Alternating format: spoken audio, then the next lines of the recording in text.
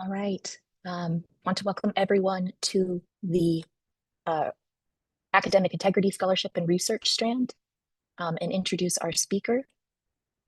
So we are joined by Dr. Walid Hassan. Um, he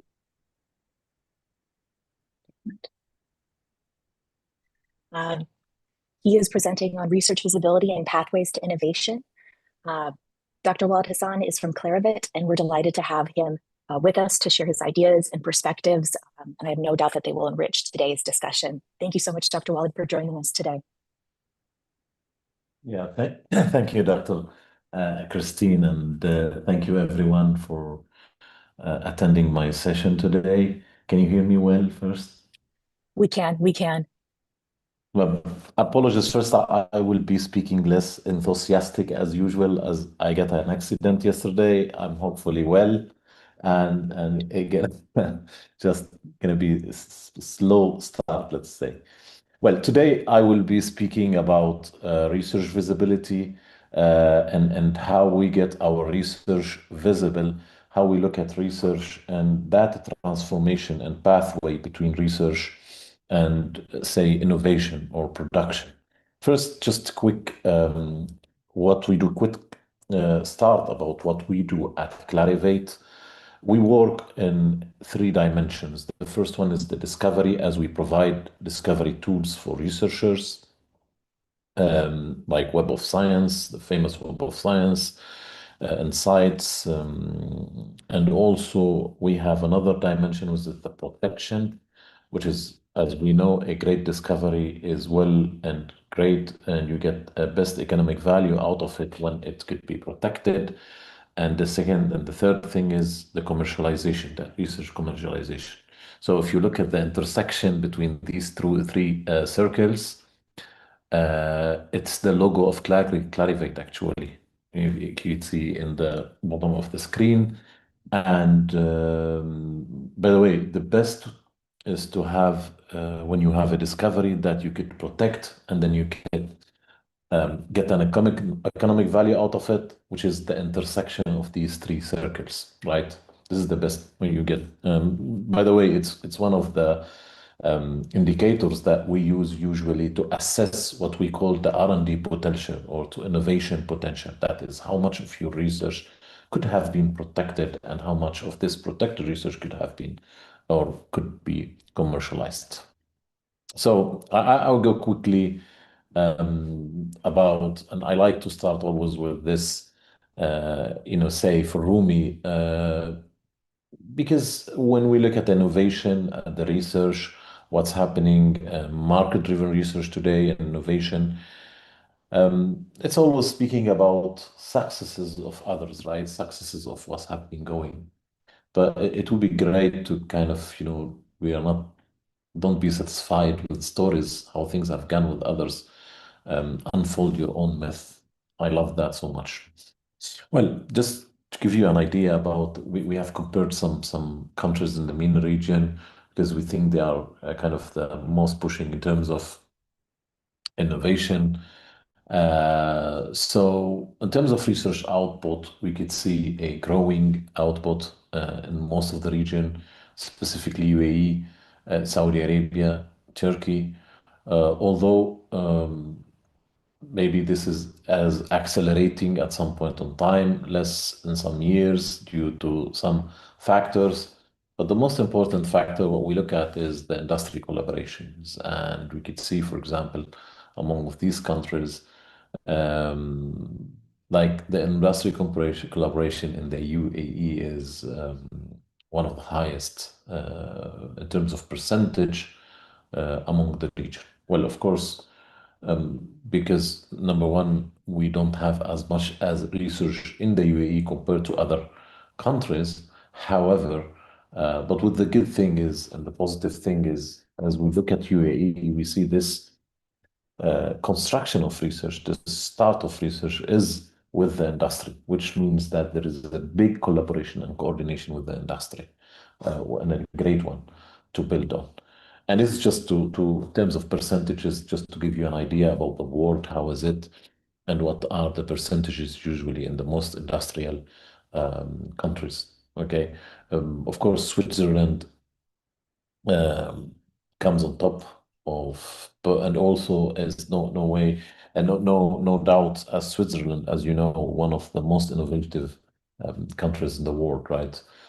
Sweden also. So um, that's a very good indication about and link between industry collaborations and innovation. So just, just to kind of make it closer to the researchers, there are 30,000 or above that, 30,000 products and new products introduced to the market every single year, right? And this is a conservative estimate. So just when we think of commercialization and thinking of a product to the market, and specifically from a research perspective, there should be a kind of shift in the mindset for a researcher. Um, because as you know, researchers, and I was one of these for so long, um, the good thing about researchers, he's committed to change the world, and that's a great thing. We love that. I love the thing about myself that I want things to be better around me in any way. So that's it's a great. But when it shifts to when it comes to the commercialization or innovation or driven or market driven innovation, another mindset, another shift, because here it's the first thing I would ask myself, should I be doing applied research or um, say fundamental research? Because that's also what determines my identity as a researcher, what determines the identity of an institution, what determines the identity of a research center, for example. Because when we speak to institutions, when we speak to research entities, most of the time, we ask this question, are you doing fundamental research or applied research? If you are doing fundamental research, then your output should be publications, should be citations and visibility, and you should be creating somehow we call it a know-how, a value, an academic value. While and that's in a perfect system, if you look at it in a certain kind of a governed or well-governed system, actually the government, the institutions and the government entities like universities, they produce fundamental research, they produce theories and methodologies that could be, employed by the industry who is, or the industrial, say, research entities who are supposed to do applied research and then transform this applied research into patents and licensing and IP, or intellectual property. So where comes the relationship between the academy and the industry? And in a perfect system, that relationship could be governed by by the say institute, by the main institute governing research and industry in the country at the country level, and then it goes further to institutions level. So just and when we speak about the shift in thinking, okay, I identify myself, I'm saying, okay, I'm doing applied research or let's say 50% here, 70% here, 30% here, depends on the mission of the institute. But when it comes to, commercialized or research to be commercialized, here's the thinking. And looking at it as research or research as a product or service, first of all, if you want to concept a product, the first thing is like there should be a need and there should be a potential, and then where your solution comes. This is the mindset and the shift in the mindset that it changes. Because between a researcher's thinking to make the world better and I don't know how, now it's more kind of value oriented kind of research. I wanna solve this need for this solution through this solution, and that could have a certain potential. So in this shift, we need to understand the market, what's going on. And by the way, the R&D market is a huge market, and it's changing because most in the MENA region, as when we look at the institutions, we look at the research entities, they are more. We have a big rely on government here, right? So it's government supporting. However, when you look forward and you look around and you see it's like who's spending The government spending is the least in the R&D space today compared to the private sector, compared to the industry. If you see, for example, well, these are kind of, I would say, not today's numbers, but also it gives a good indication. If you look at Amazon, at Alphabet, Volkswagen, how much they are spending in terms of billions of dollars on research, this is amazing. This is a huge, this is even equals to countries together. So there is the industry and there is an opportunity with the research and the researchers and the research entities to connect with these industrials, right? And here comes that what we call the difficult relationship, always that relationship between the industry and the university. So many studies and many works have been into evaluating, understanding what's going on. There are a lot of say, problematics plus challenges that kind of say slow this relation, make it less proactive than it should be. And this is what we have noticed also in institutions around the region and with industrials. But these are the main points. I won't go through all of them, but first of all, there's a lack of trust, right? Because in terms of cost effectiveness, and specifically at this point, industrials do think that universities they don't know how much really that costed them doing this research. They know it's because of course, because they don't count for every single use of every single thing, like the labs, the energy, the whole thing. While industrials, they put the cost, and industrials, they think in a different way because it's corporate, because the corporate mind, corporate thinking, it comes after kind of evaluating every single penny put on research. The second thing is the knowledge transfer mechanisms. And this is something between the university and industry. We have seen a lot of common projects between university and industry. And we felt at the end that there's no much knowledge transfer happen between both of them. Most of the time, I would say industrials could benefit from that more than universities. I don't see the corporate thinking in terms of developing and innovating products and research has been transformed into the university. I see more knowledge being transferred into the industry while it's not the vice versa. And this is something also important.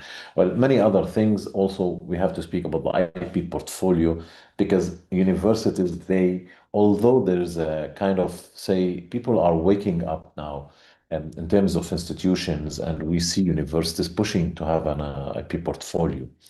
But always when we think of the IP portfolio for a university is a bit different from an industrial because I've seen universities here with a huge portfolio of patents, say, and like 600, 700 patents. Wow, amazing. But this is a huge cost. Number one, the problem around it, it's dispersed. It's not focused around a certain area. So while the industrial is more focused around his products. Oh, and that's also a very important thing. A big dispersed IP portfolio is a cost for nothing. And comes also to the institute to define where are the areas that I want to focus on and where I could be putting more potential because IP is a cost. Having patents, protecting patents, it is a huge cost, and you have to maintain every year and all the things. So if you don't kind of are not having that big IP portfolio well protected at a certain area, you won't be even able to protect the product because the product needs a lot of IP around it to protect it. So that's the main thing. Well, Ali, anyways, there are a lot of things and it worth also a lot of it depends from institute to another institute, the relationship, the type of relationship.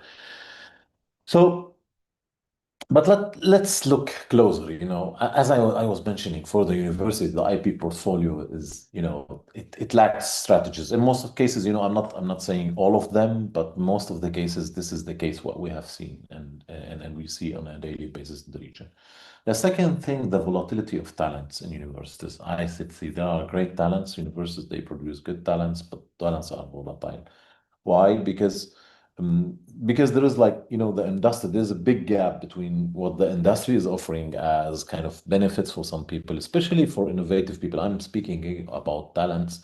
And when we speak about talents, we speak about kind of, these people who are product innovative, who can produce, who can come with the research that puts a product on the market. You see, these people, they don't stay much in universities. They leave directly to the industry while they have been offered more benefits, more things, especially in their kind of, youth, which is normal, right? We need that. But at the end of the day, it's a talent problem for the university. Also, they lack market insights. And if I look to talk to researchers, and when I was a researcher, I work with researchers, most of the time they know every single detail, theoretical detail about their research area.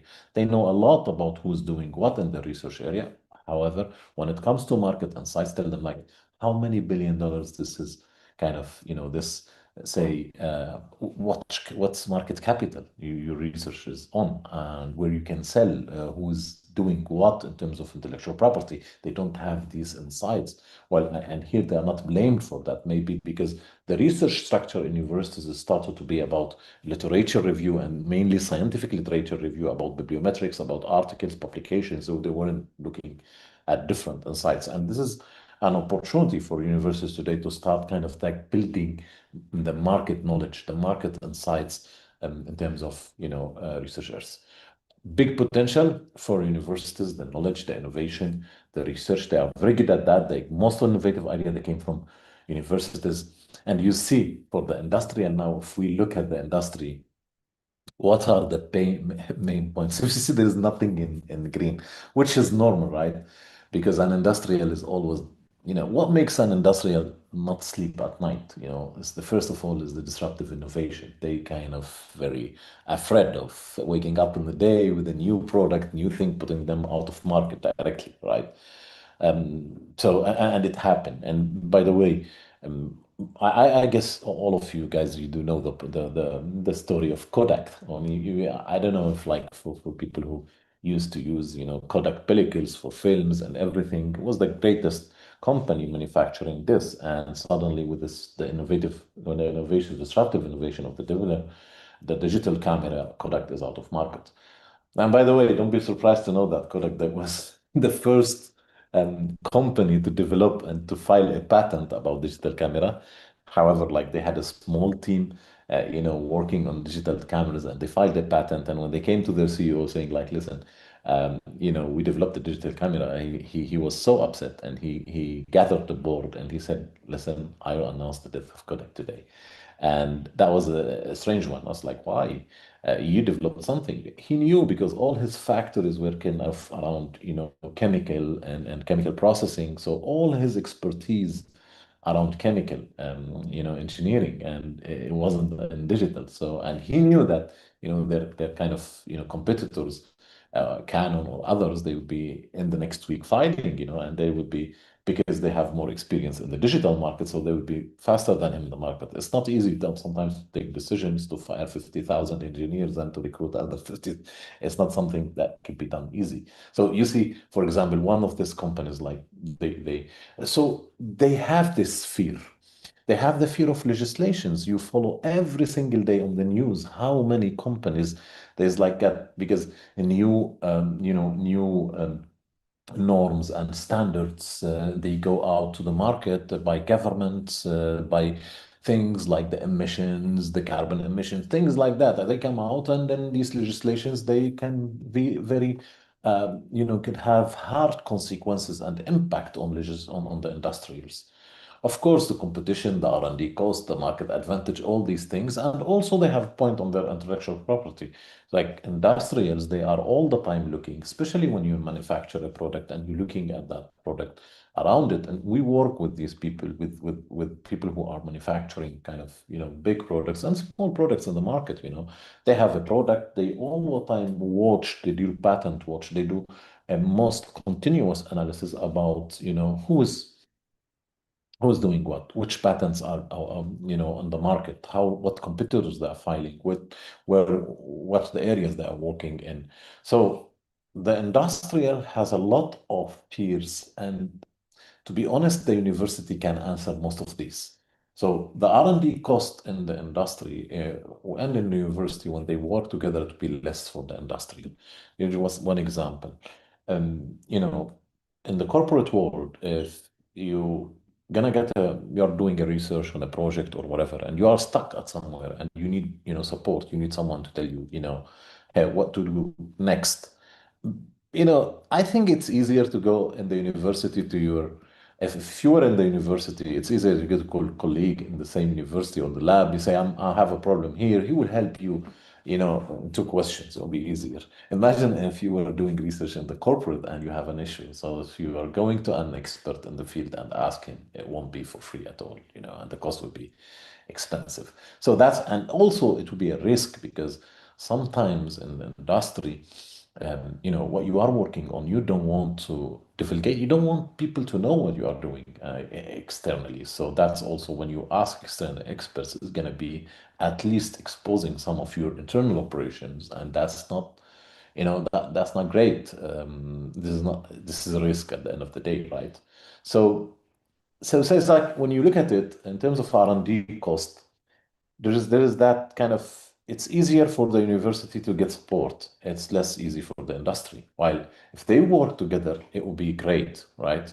And also, but this is also from one side. On the other side, it's a challenge for the industry. I can say, the problem with the university, when I work with them, they speak a lot. So researchers, if I'm working with them on a project, you're going to see most of their colleagues, they know about it. And I'm losing on confidentiality at this stage. So, well, anyways, there should be a management of this relationship, but the industrials also needs the university. It's not something like, well, okay, university need the industry. Well, no, also industries. And we put them in front of each other, you could see really how much association and potential, and this is, and there is a great things to and great opportunities of the relationship, and from both sides, and where they can collaborate. But as a researcher at the university, how can I get attention? And because we're speaking about research visibility, well, and I want industries to see me. Okay, I want others to see me. First of all, how we define research visibility. Um, and listen, there's people who guess like research visibility is about citations. Well, citation is a small factor. Visibility is bigger than citation, right? So the citation is really related to publications and all these things. I cited this in my publication, and I think while 80% of, and we're going to speak about that, all the work is happening in non-publications, some like big companies and technologies, they're not published, they are filing into patents. And it's like, there's something important around that. So visibility for us is a convolution because it takes the time factor in between the quality of some research and the interest. So if you have research of good quality, and by quality we need say, okay, it should be innovative, it should be following some standards, right? And then convoluted with the interest. And the interest is the focus, because in order to get interest in your research, you need to be focused. You need to know where to publish, you need to know how to publish and how to deal with that. So if you mention and if say publish your research or your finding in a very kind of non-focused, say, vague way in a multidisciplinary journal, say, and then you doesn't specify for which products, for which areas, where are the applications that could be useful for that. You are just immersed into your world in terms of, you know, um, kind of, the technical terms that you use in your research, you will not be seen because you will be losing that interest. However, if you focus your research towards something that could be and using also the taxonomy, because we also important to mention that when we look at publications and journals, our keywords in publications, they are all around research areas. While when you look at patents, the classifications are technology areas. So we call this patent taxonomy or taxonomy.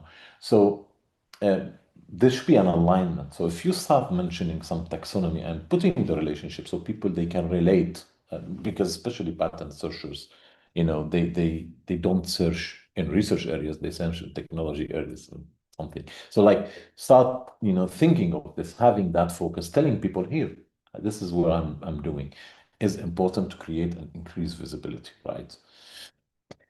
And by the way, when we look at the research, of course, we stand and we speak about the output, and between the output, like if you look at publications, even in publications, there's the difference between the quality and the performance. So It doesn't mean if you have, for example, a good paper, like, I mean, if you don't have citations for your paper or little citations for your paper, that means your paper is not good. It might be a good quality paper, however, there is less interest in the market, or there is no, there are not a lot of people working on this niche area that you are developing. And by the way, some publications got more citations than the 50 years and 30 years after, because they were very innovative to us. And I'll give you one example. There are a lot of citation, especially with the development of nanotechnology, to the paper where Bohr, the German, the known German scientist who published, who discovered and measured the radius of the hydrogen atom, like the famous 0.65 angstroms. So he said, like, that was because it's a main thing in the nanotechnology. So that was really when the development in nanotechnology came up, like people started citing him, and that was in the beginning of the century, right? So it was completely, say, miss in terms of timeline, it wasn't the right moment. But anyways, so basically the performance is related to the interest, is related to citations, while the quality is related to the quality of the where you are publishing, how you do, what the standards you follow in terms of research. And by the way, same thing when we look at patents is the same. You could have a patent and it's zero strengths. It's like it doesn't. There are indicators that we measure the strength of patents, and we can speak about that in further, say, discussions around patents mainly. And also the outcomes, because the output is important, but the outcomes are much important, especially in terms of brand and know-how. It's like, because building research, in order to go to the industry, in order to develop products and develop innovation, you need a know-how. You need to know how to do things, right? And then, and this is like kind of just to show, these are top journals, and if you look at some papers and these journals, how much percentage of papers are not cited, in a very, top journals like this. If you look at Nature, for example, for some time, it's like, it doesn't mean that these papers are not good quality. Of course, they are great quality. They are accepted in Nature, or even the other very, great materials. But it tells you also the difference between the focus and the non-focus. Right? You see, like, for example, because some of these journals are more focused, so there's like they get attention directly, but it doesn't mean not good quality, right? So as I mentioned, quality and performance, I don't want to waste a lot of time on this. I could see the time running because I'm speaking slowly today. But anyways, You're a doing research, fine, Dr. Walid. sorry. I said you're doing fine on time, Dr. Walid. You've got Uh, another 6 or 7 minutes. Okay, perfect. So just, in terms of how we should think, the first thing is like we need to ask, how we are doing things. Are we doing the right thing? Of course, the first show people they say, oh yeah, we are doing the right thing. But when you ask them, are you sure you are doing the right thing? And then this is changes. You see less people saying we are doing the right thing. And then the third question comes, how we can make it better. And this is very important because I I would say, and it started to change because there was some old mentality in research. Like people, I have been doing this for 30 years this way. You cannot learn me to teach me today on how to do it. No, I do it better. Okay, there are always, good ways and true ways are right, more right, And the thing is like that, this was when we work with institutions for on strategy and things. So says the first thing we say, like, let's be more right together, let's be more right together. You are right, but let's be more right. Well, anyways, the innovative practice today is like, because that old practice, the classical scientific approach was like, we have a research idea, we do our research, and then we publish because we want promotions, we want whatever, and then we check if there is a patentability uh, opportunity. No, the innovative approach would be different. Would be, I have an idea, I will check for patentability, and then I do research. And the first impression is if I want to commercialize, I need to think of filing a patent, then go to publish.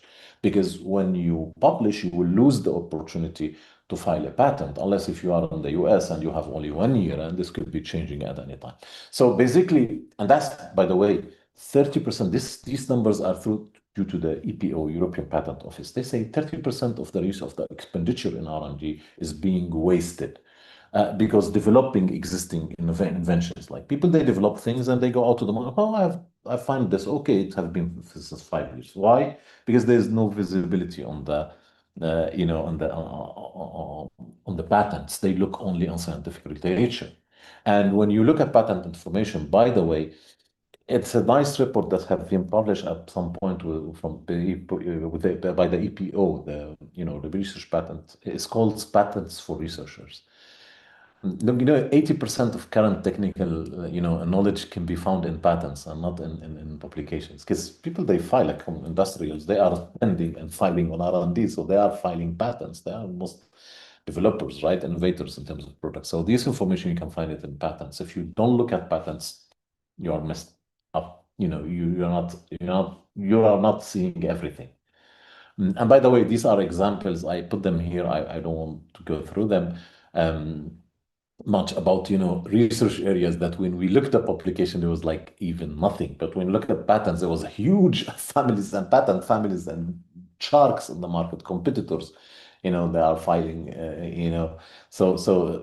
this is what you usually, when we work with institutes, we develop this, like we say, this is kind of flow charts that one of them, first of all, how to choose, identify your topic, right, and strategy.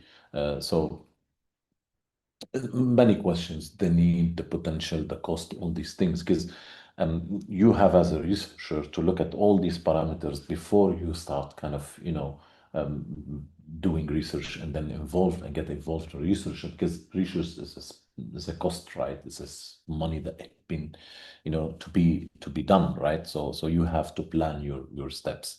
A lot of examples, if you see the universities, is like you look at the universities in some areas, you see like a lot of university research, but little companies. While if you look at patents, only companies, and you could see here a lot of patents going on and things and more innovative. So it's essential to look at that. So for an institution to develop, to get involved in, producing kind of innovation and pushing innovation to the market, there are many things to be looked at. But the first thing is the R&D potential, the R&D readiness. How much I'm ready? What TRL, what technology readiness level my research is on? I'm still 2, 3, 4, 5, 6. How much?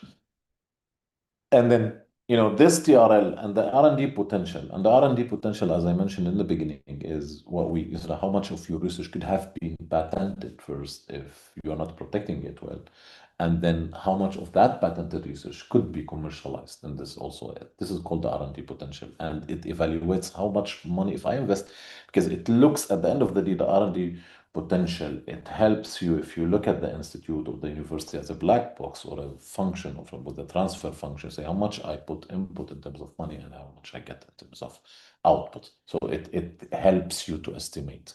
So you need to have the market understanding, a cost efficiency, because you don't want to reinvent the wheel at a higher price, at a higher cost. So that's important. And for an institution, the intellectual property, the research, the collaboration are important, but also the know-how. And how we capture the know-how, it's a different story. Because what is captured today is in publications, is what is the output, right? But the know-how, there are main ways to capture it and to work on it, which is we cannot assess know-how as we assess publications or research performance. So know-how should be in a different story. Well, anyways, I believe, and in terms of an institution, you look at first of all, you need to have that vision, infrastructure, then, the needs with the strength, what you are able to do, what needs in the market. Also, when we look at the IP, because what is our IP? What's our procedures, policies, IP policy here? What's going on? How we can improve, things like that. And always, we can use this conceptual framework in terms of, I'm speaking about outputs and outcomes. If you want more outputs, you could push more into inputs, right? You could, like, if having If you just want number of publications, okay, have more researchers, have more funding, you get more. But if you want outcomes, no, you have to look at the processes, at the activities, how I'm doing research, how I'm doing my IP strategy. It's the processes where it leads to outcomes, right?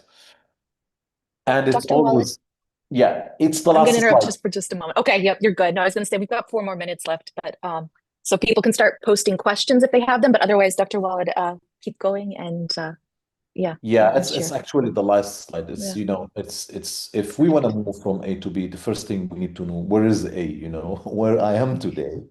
And B, sometimes like we could put ambitious, objectives, but it should be also where is determining B and how to determine B is important, and then how to go from A to B. Okay. So thank you very much. And apologies if I went over 1, 2 minutes. no. Dr. Christine, any questions? I'm happy to answer now and even after, Okay.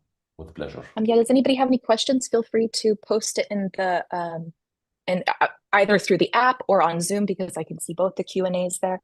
Otherwise, while we're waiting, I have so many questions, so I'll definitely be contacting you after this, Dr. Walid. Um, you've introduced so much in here, so there's so much to think about. One thing I guess I was wondering is because we have our, the content, like our academic kind of, university context and what, our leaders and administrators do. Um, what are kind of some base takeaways for individual faculty members and things to think about this? Because you have addressed, obviously publications, and there's always that pressure to publish. But as you've mentioned, and I know this is something that many of us have encountered, is that you are eager to publish and you publish and then you don't have enough time to actually like finish that patent before that 1 year expiration date. Do you have any, I guess, recommendations or kind of tips for faculty members on how to plan better? So, of course, yeah, of course, and it's here actually. It's in Yeah. this there, Um, sorry, it's that approach actually. The first thing is, sometimes we rush into publishing, and we have to publish as faculty members because we want to get promoted. It's our identity. I'm as a researcher, I'm proud of when the first time we go to a meeting, it says like, "Oh, you are a researcher." It's like I have 50 publications. This is my identity. This is my CV. But yes, of course you can publish, but the first one, your priority is to file a patent because your research is innovative. So check the patentability option before you publish, for your publishing. The second thing is also have market information. Who's doing what? Because when you look at patents, you know the industry. And by the way, when you file a patent, don't expect yourself like going and trying to sell your patent. Yeah, of course, you could do, commercialization, and there are commercialization offices in universities. But believe me, if if your patent is pertinent to a product or have enough strength, you will be contacted by the industrial. He is watching, he is putting his patent watch is an application that we develop at Clarivate around any single patent around his product. So when he sees a patent, he's gonna go to you. So that's very important. Yeah. Thank you so much. We have another question here. So an anonymous attendee asked, what are the most effective ways for individual researchers from academia to identify industry partners when their field is niche or emerging? Yeah, that's the first. This is actually about searching, because searching and patent activities. I don't want to be promoting here for Clarivate products. There are products at Clarivate, but also many other providers can provide you with products that enables you to search in patents. So if you search in the technology area, that way you get the people who are filing in that technology area. You could be analyzing these patents and the solutions, and I would say our solutions like Devent Innovation, it helps you to analyze really the landscape. It gives you the space where are areas that you could redo research and what are the needs, which industrial, who's filing in which area.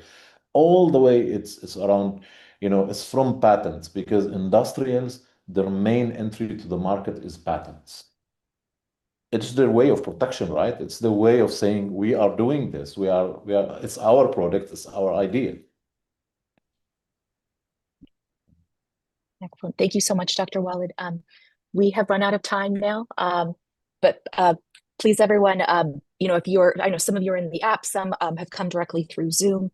If you are in the app, you can contact Dr. Walid directly through that and connect. Otherwise, that also has his LinkedIn as well. So we do recommend, staying in contact with Dr. Walid, definitely following him on LinkedIn because he posts some really excellent stuff. Um, and otherwise, we'll take a short break and we will come back in 5 minutes for Dr. Lokman Miho and his presentation. Thank you so much, Dr. Walid, for your contributions today. And I will definitely be in touch with you. Thank you. Thank you very much. Thank you, everyone.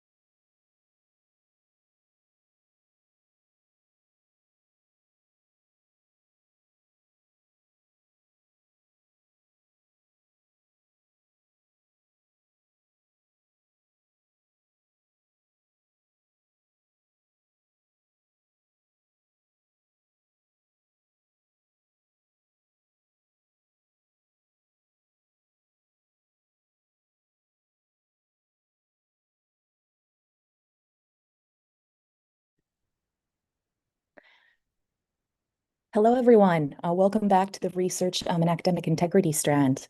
I'm so honored today to welcome Dr. Lokman Miho, from a professor and the university librarian at the American University of Beirut. He is a world-renowned expert in bibliometrics. We're so grateful and so honored to have you here with us today, Lokman. Thank you so much. He's going to be presenting on the Research Integrity Risk Index. And for those of you that have read about it so far, it's been covered widely throughout the media, and is really phenomenal. Thanks so much, Lokman, for joining us today. Thank you very much, Christine. And thank you as well to Michael and Aisha for such a wonderful event. And thank you all for attending this presentation. I'll be as brief as I can. There are over 40 slides to go through. Anyway, today I'll introduce the Research Integrity Risk Index, or RI square. It's a diagnostic tool that helps universities and governments manage research integrity risk in a way that, excuse me, supports but never undermines research performance. And I will start with the big picture first, the UAE's research vision and the global integrity challenges that all systems now face. And I want to emphasize that this is not a UAE or GCC specific story. It's actually a global phenomenon. The UAE has made it explicit in its Centennial 2071 that knowledge and innovation are central to its future. RI Square actually is designed to support precisely this kind of vision. It's by ensuring that rapid research growth and world-class universities they aim to establish are matched by robust research integrity safeguards. Every country under pressure really to publish and climb the rankings and vigorously pursue prestige, they face integrity issues or failures with potentially high reputational and financial cost or at a high cost. The question is not, do we have problems? Actually, there's no higher education system in the world, especially in relation to research, that doesn't have some issues. But the thing is, how early do we detect these integrity risks and how do we manage them? That's the more important question is. So we really need a proactive data-driven monitoring of research integrity related issues. Now, there are multiple research integrity risks that have been documented internationally. They primarily appear wherever there are incentives or wherever there are systems that incentivize quantity over quality. And related patterns really include rapid growth and output without any corresponding integrity governance safeguard. Some other patterns include questionable authorship and publication practices, as well as affiliation practices. There are many cases where faculty members list an unreasonable number of affiliations on their research articles. That's just an example. Other forms of questionable authorship practices include guest authorship, gift authorship, and sold authorship, where they buy or sell articles, and multi-affiliation, I mentioned it. Some contributing factors to really these integrity risk patterns include paper mills, citation cartels, citation funds, where you can like purchase citations, and there are studies where they reported some people or institutions even paying $50 per citation, something like that. And some contributing factors to these integrity risks patterns include, and proliferation of problematic journals. We will come to this again later. And all of this really lead to deteriorating trust in research and rankings. So what's the missing link here? I want to emphasize also before I speak about this that RI squared doesn't replace rankings or national evaluation frameworks. It just complements them by adding a missing dimension, which is the vulnerability to integrity risks. So the problem is that rankings focus primarily on volumes, citations, and prestige. And unfortunately, the integrity and ethics systems in place are often reactive. So whenever a problem surfaces, then universities or departments or colleges react.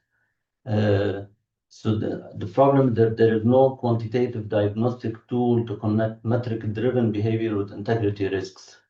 And this is where and why RI square was created. It's really to fill this kind of gap and to complement rankings and national evaluation frameworks. When I say national evaluation frameworks, one of the examples is the India's NERF ranking system. So how did I develop the RI square? It actually originated from my frequent or routine benchmarking and research assessment exercises that I carry out at AUB against peer institutions in Lebanon, the GCC, and the US. At AUB, what I do is I'm actually almost the go-to person for anything related to research assessment on campus. I'm quite engaged in a lot of matters related to tenure, promotion, benchmarking, rankings, and you name it. The thing is, while I was doing this exercise, especially against one of our not sister, local institution, I discovered an unexpected surge in publications. And this triggered really a deeper analysis. And this deeper analysis resulted in the first study, which was published in Quantitative Science Studies. And the study really documented unusual authorship and publication patterns at several institutions in the region and in other countries beyond the Arab world. And this study really provided an empirical evidence of integrity vulnerabilities. Then I decided to follow up that study with another one. And this follow-up research was just published a couple of weeks ago in Scientometrics.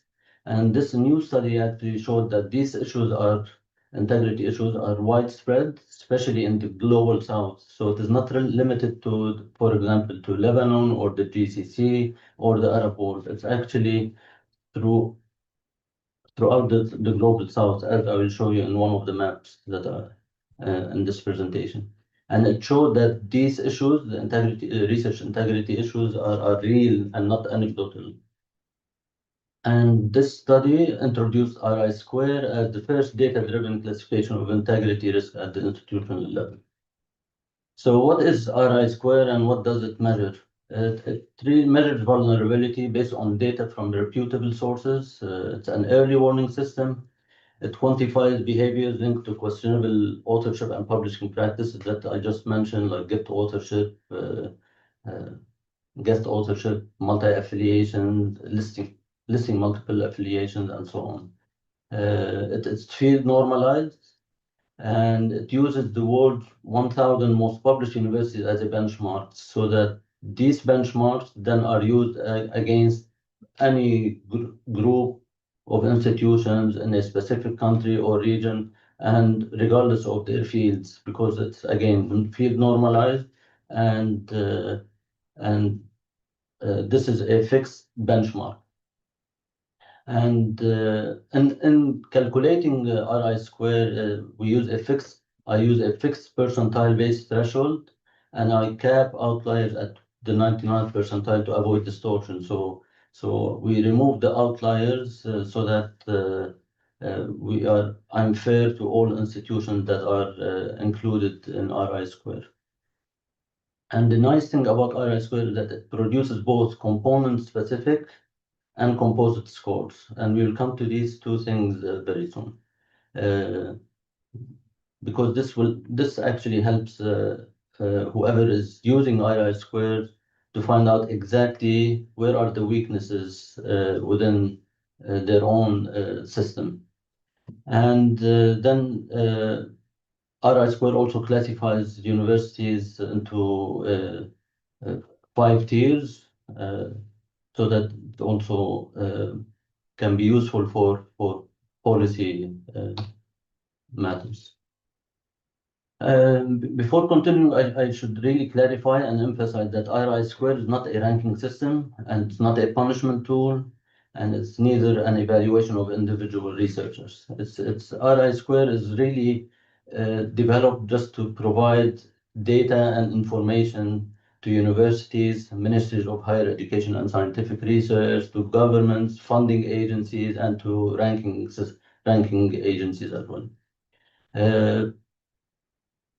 And the primary purpose is really to help them all do better or pay attention to these research integrity risks. It's not really to stigmatize any university in any way. So RI square is composed currently, because I'm working on actually adding more components to it, but currently it includes 3 components. Share of articles in delisted journals, and we call it D-rate, retractions per 1,000 articles, and institutional self-citation rate. So RI square, in summary, it is really a multi-dimensional risk signal. And each of these components really tell a story, a different story. I ran correlation analysis and you name it, just to see whether there's a significant overlap between the 3 components, and the findings said very marginal, which is excellent, because that means indeed each of these components say a different story. But together they produce a really very nice 5-tier classification of universities. What is D-rate? D-rate, it's the proportion of institutions, articles, and journals that were formally delisted by Scopus and Web of Science for failing to meet quality and ethical criteria. Of course, many faculty members, researchers, students did not know that if they published in these journals, only for them later to know that they have been delisted by those databases. But the thing is, these journals actually, they show early warning signs that they are not credible. They are not credible, because many of these journals belong to publishers who bombard people with unsolicited emails, asking them to submit manuscript to them. Other signs, for example, rapid reviews, unreasonably rapid, like within a week or 2, you see that your manuscript has been accepted for publication, and you can easily negotiate, excuse me, article processing charges. Sometimes they drop from like a couple of thousand to 500, as if we are at the groceries anyway, as if you are buying something not academic. Why should delisted journals matter? Because it's really a strong indicator of your faculty members, researchers, students engaged in or with predatory or low quality publishers. And this is something you really need to avoid, because it damages reputation, it weakens your visibility, and so on. And this is really quite astonishing, is that over 40% of these journals that have been delisted by Scopus or Web of Science were actually Q1, Q2 journals at the time of delisting. So delisting is not limited to low quality, predatory type, low quality journals based on citation indicators. So Q1, Q2 is really no longer a safeguard for research integrity based on this study. And publishing these journals is a really waste of effort and research fund, article processing charges, government or universities that pay give financial reward for publishing without really any kind of monitor where the research is being published. And it signals potential lack of faculty training and oversight. And actually, why do faculty members publish in these journals? in many cases because of the pressure to publish at any cost. What is retraction rate? Is the proportion of institutions articles that have been retracted due to integrity concerns. And in RI squared, to the extent possible, I only include retraction due to serious infractions. And to ensure that I do this, I actually implement a methodology developed by Professor Ioannidis of Stanford University, is the one who created the annual Stanford Elsevier list of top 2% highly cited researchers in the world. So I use his method, and then I complement. Of course, I improve a little bit on what he has done, and of course, I cite him in the work. And why this matters? Why R rate matters? It's really a damaging form of research failure, and the higher rate that you have, the more severe reputation risk, and often these retractions, they trigger investigations. Sometimes they are not being made public to avoid damaging the reputation of the university. But because I think because it is always covered up, that's both positive and negative. And I'm sure you know what I mean. Self-citation rate. Self-citation is really natural, normal. It is encouraged when it is building on past research. However, when it becomes excessive, it becomes a problem. So this component is the proportion of an institution's total citation that come from the institution itself, and why it matters. If it is excessive, it means or it indicates participation in citation cartels or manipulative practices to inflate metrics, like reciprocal citations. You engage in coordinating with others to cite each other and so on. And I must emphasize the authors with excessive self-citation are usually, for example, in Clarivate's highly cited researchers, they get excluded. Actually, this year, 2025, the highly cited researchers excluded over 2,000 or nearly 2,400 eligible authors who made the cut to be classified as highly cited researchers, and they were actually excluded because they were found to be engaged in self-citation rings, cartels, and more. So RI square combines the three components or rates into a single easy-to-interpret score. It places the institution into one of 5 tiers, from low risk all the way to from low risk down to red flag. Red flag is critical risk, significant risk, and so on. And RI square also provide an individual component scores to allow prioritizing actions accordingly and quickly. And so where do I get the data from? I get the data from multiple sources. For delisted journals, the data come from Scopus and Web of Science. There are about 400, over 307 journals that have been delisted only in the past 3 years, sorry, 2003 to present.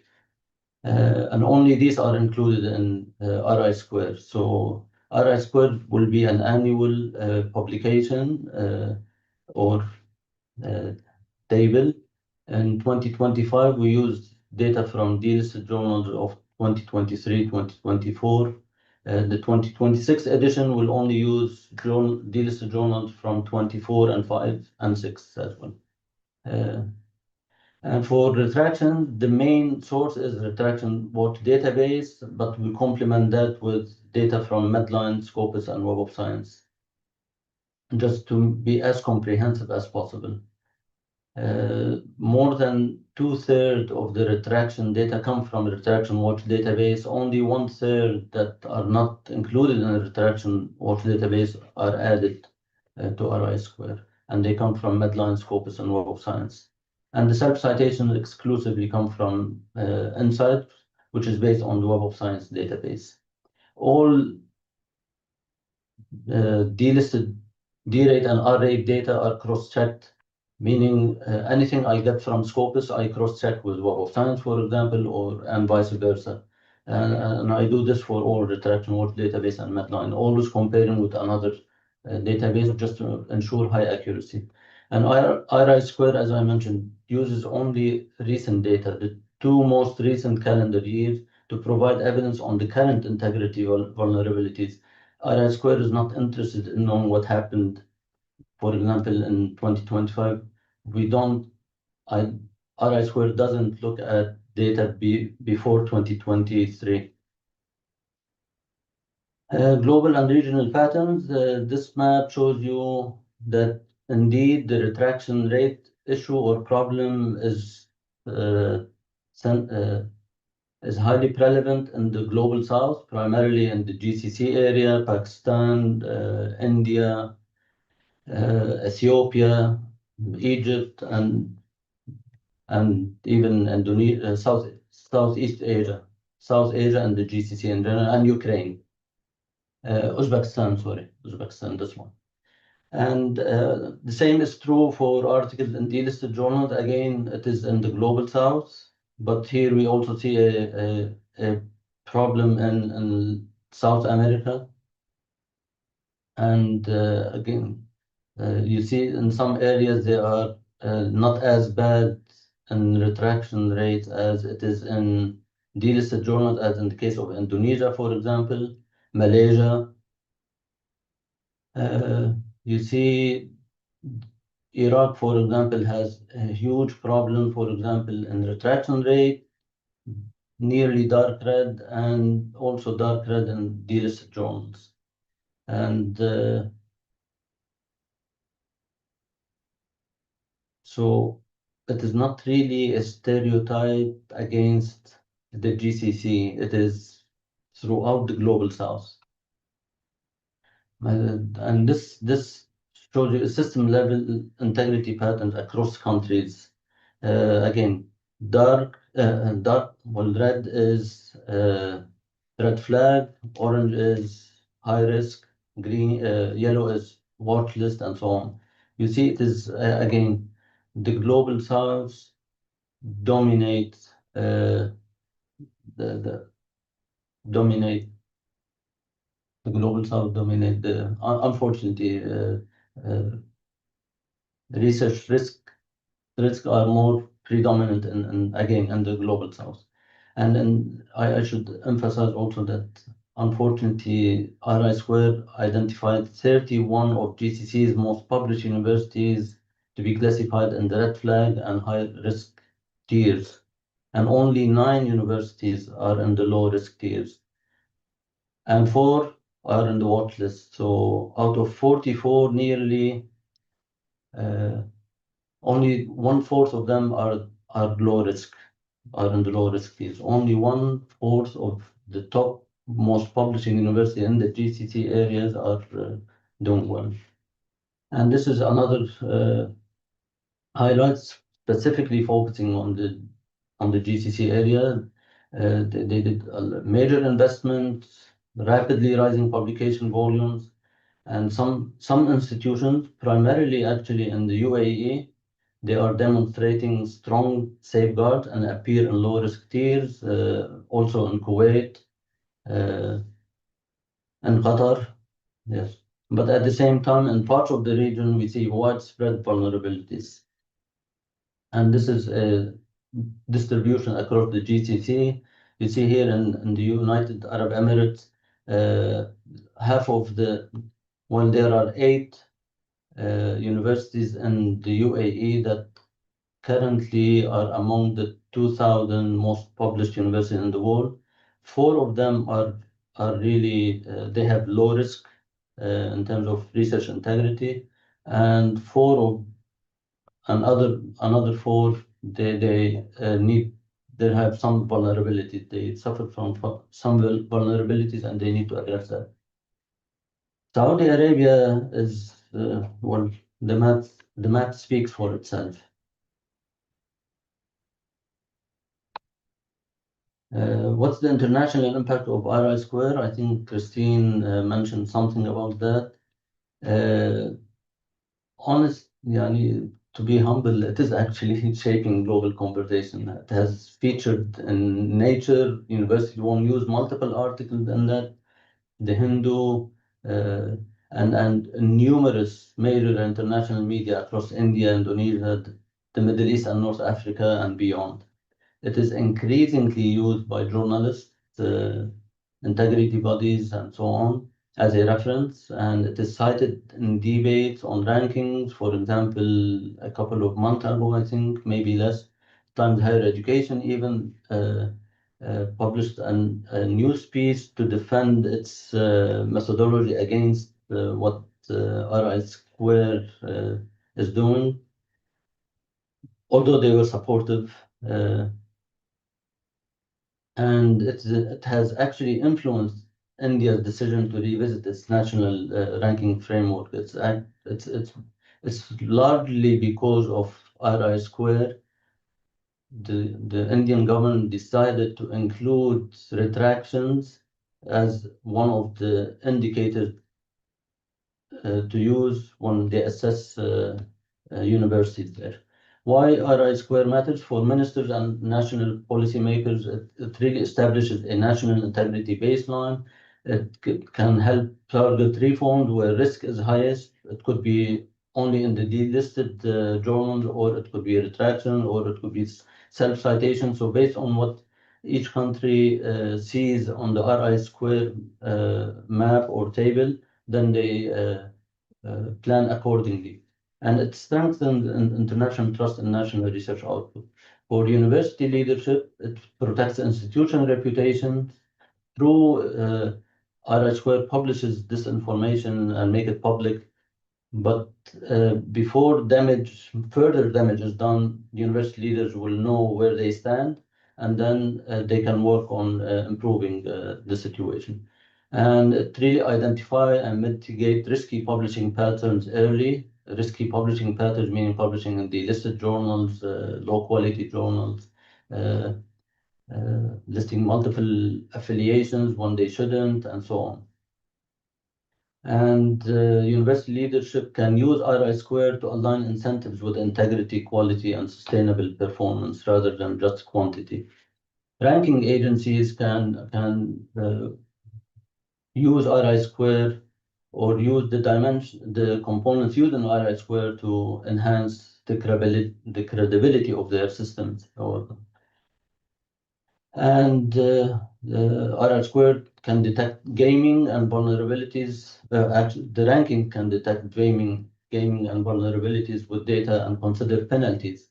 I remember actually it is cited in the Scientometrics study, the one that led to the development of the RI Square, that last year Times Higher Education discovered a group of 17, I think 17 or 19 universities in the region who were engaged in voting for each other in the Arab region university rankings. And instead of removing the universities from the ranking, they actually only canceled their votes, and they were kept in the rankings.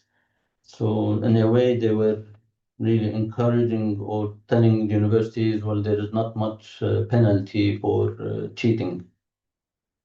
And ranking agencies can, through IRI Square, they can rely on more responsible metrics.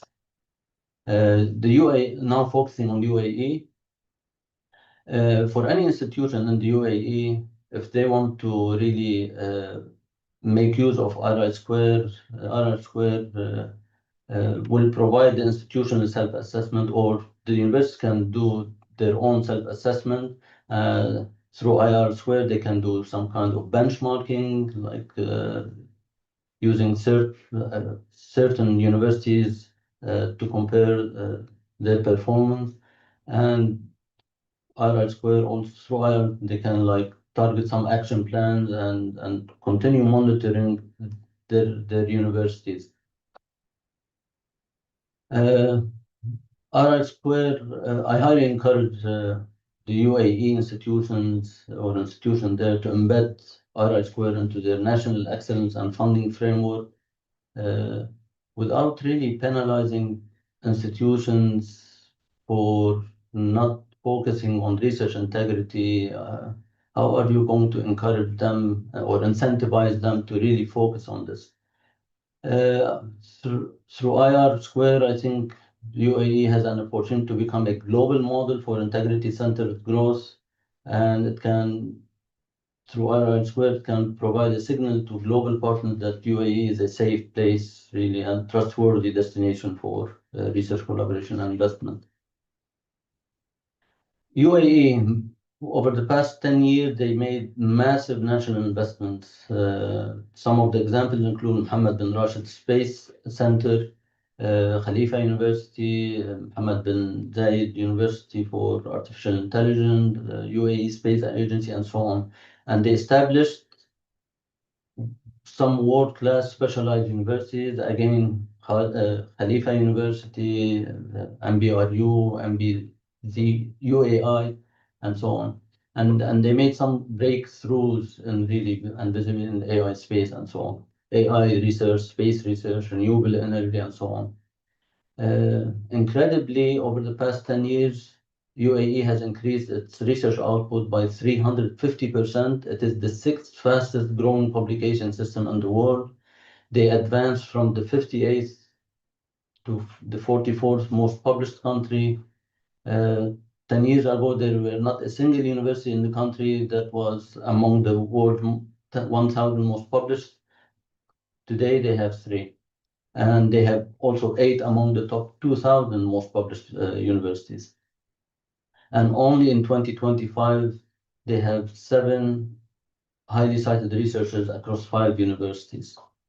Also in 2025, they have 662 authors on the Stanford list, up from 116 only 5 years ago. Now, the paradox, yes, explosive growth, but with mixed results. Excuse me.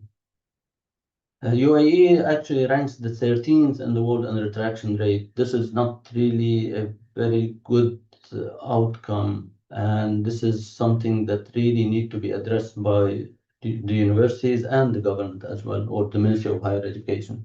It also ranked in 14th in the world in share of articles in questionable journals. It's 6% of the national output are published in journals of questionable quality, like delisted journals, for example, and it ranks 29th in the world in share of articles that do not count in the Shanghai ranking. It's about 1/4 of the output in the UAE. They don't get credit for when it comes to the Shanghai ranking.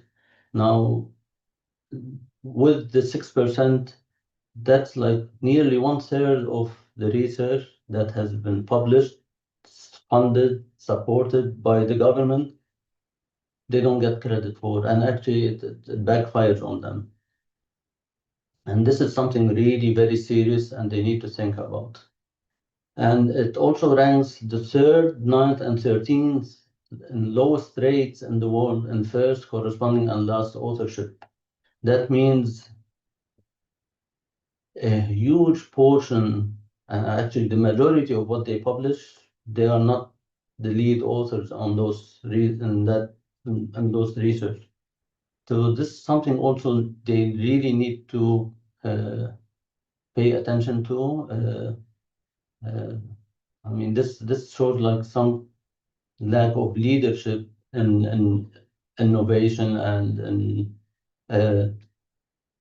they still have they publish quite a lot as first authors, last author, corresponding author, but the rate is really very low compared to other peer countries. And this is just a weakness. It's not really something that cannot be.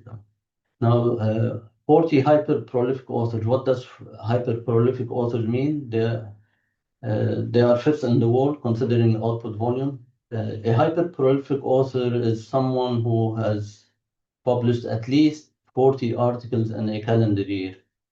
And while some of these are really legitimate, meaning they are probably in fields that are, and this is limited to any articles above 100 co-authors are excluded, and still there are about 40 hyper-prolific authors, meaning 40 people who have published at least 40 articles in a calendar year in either 2023 or 2024.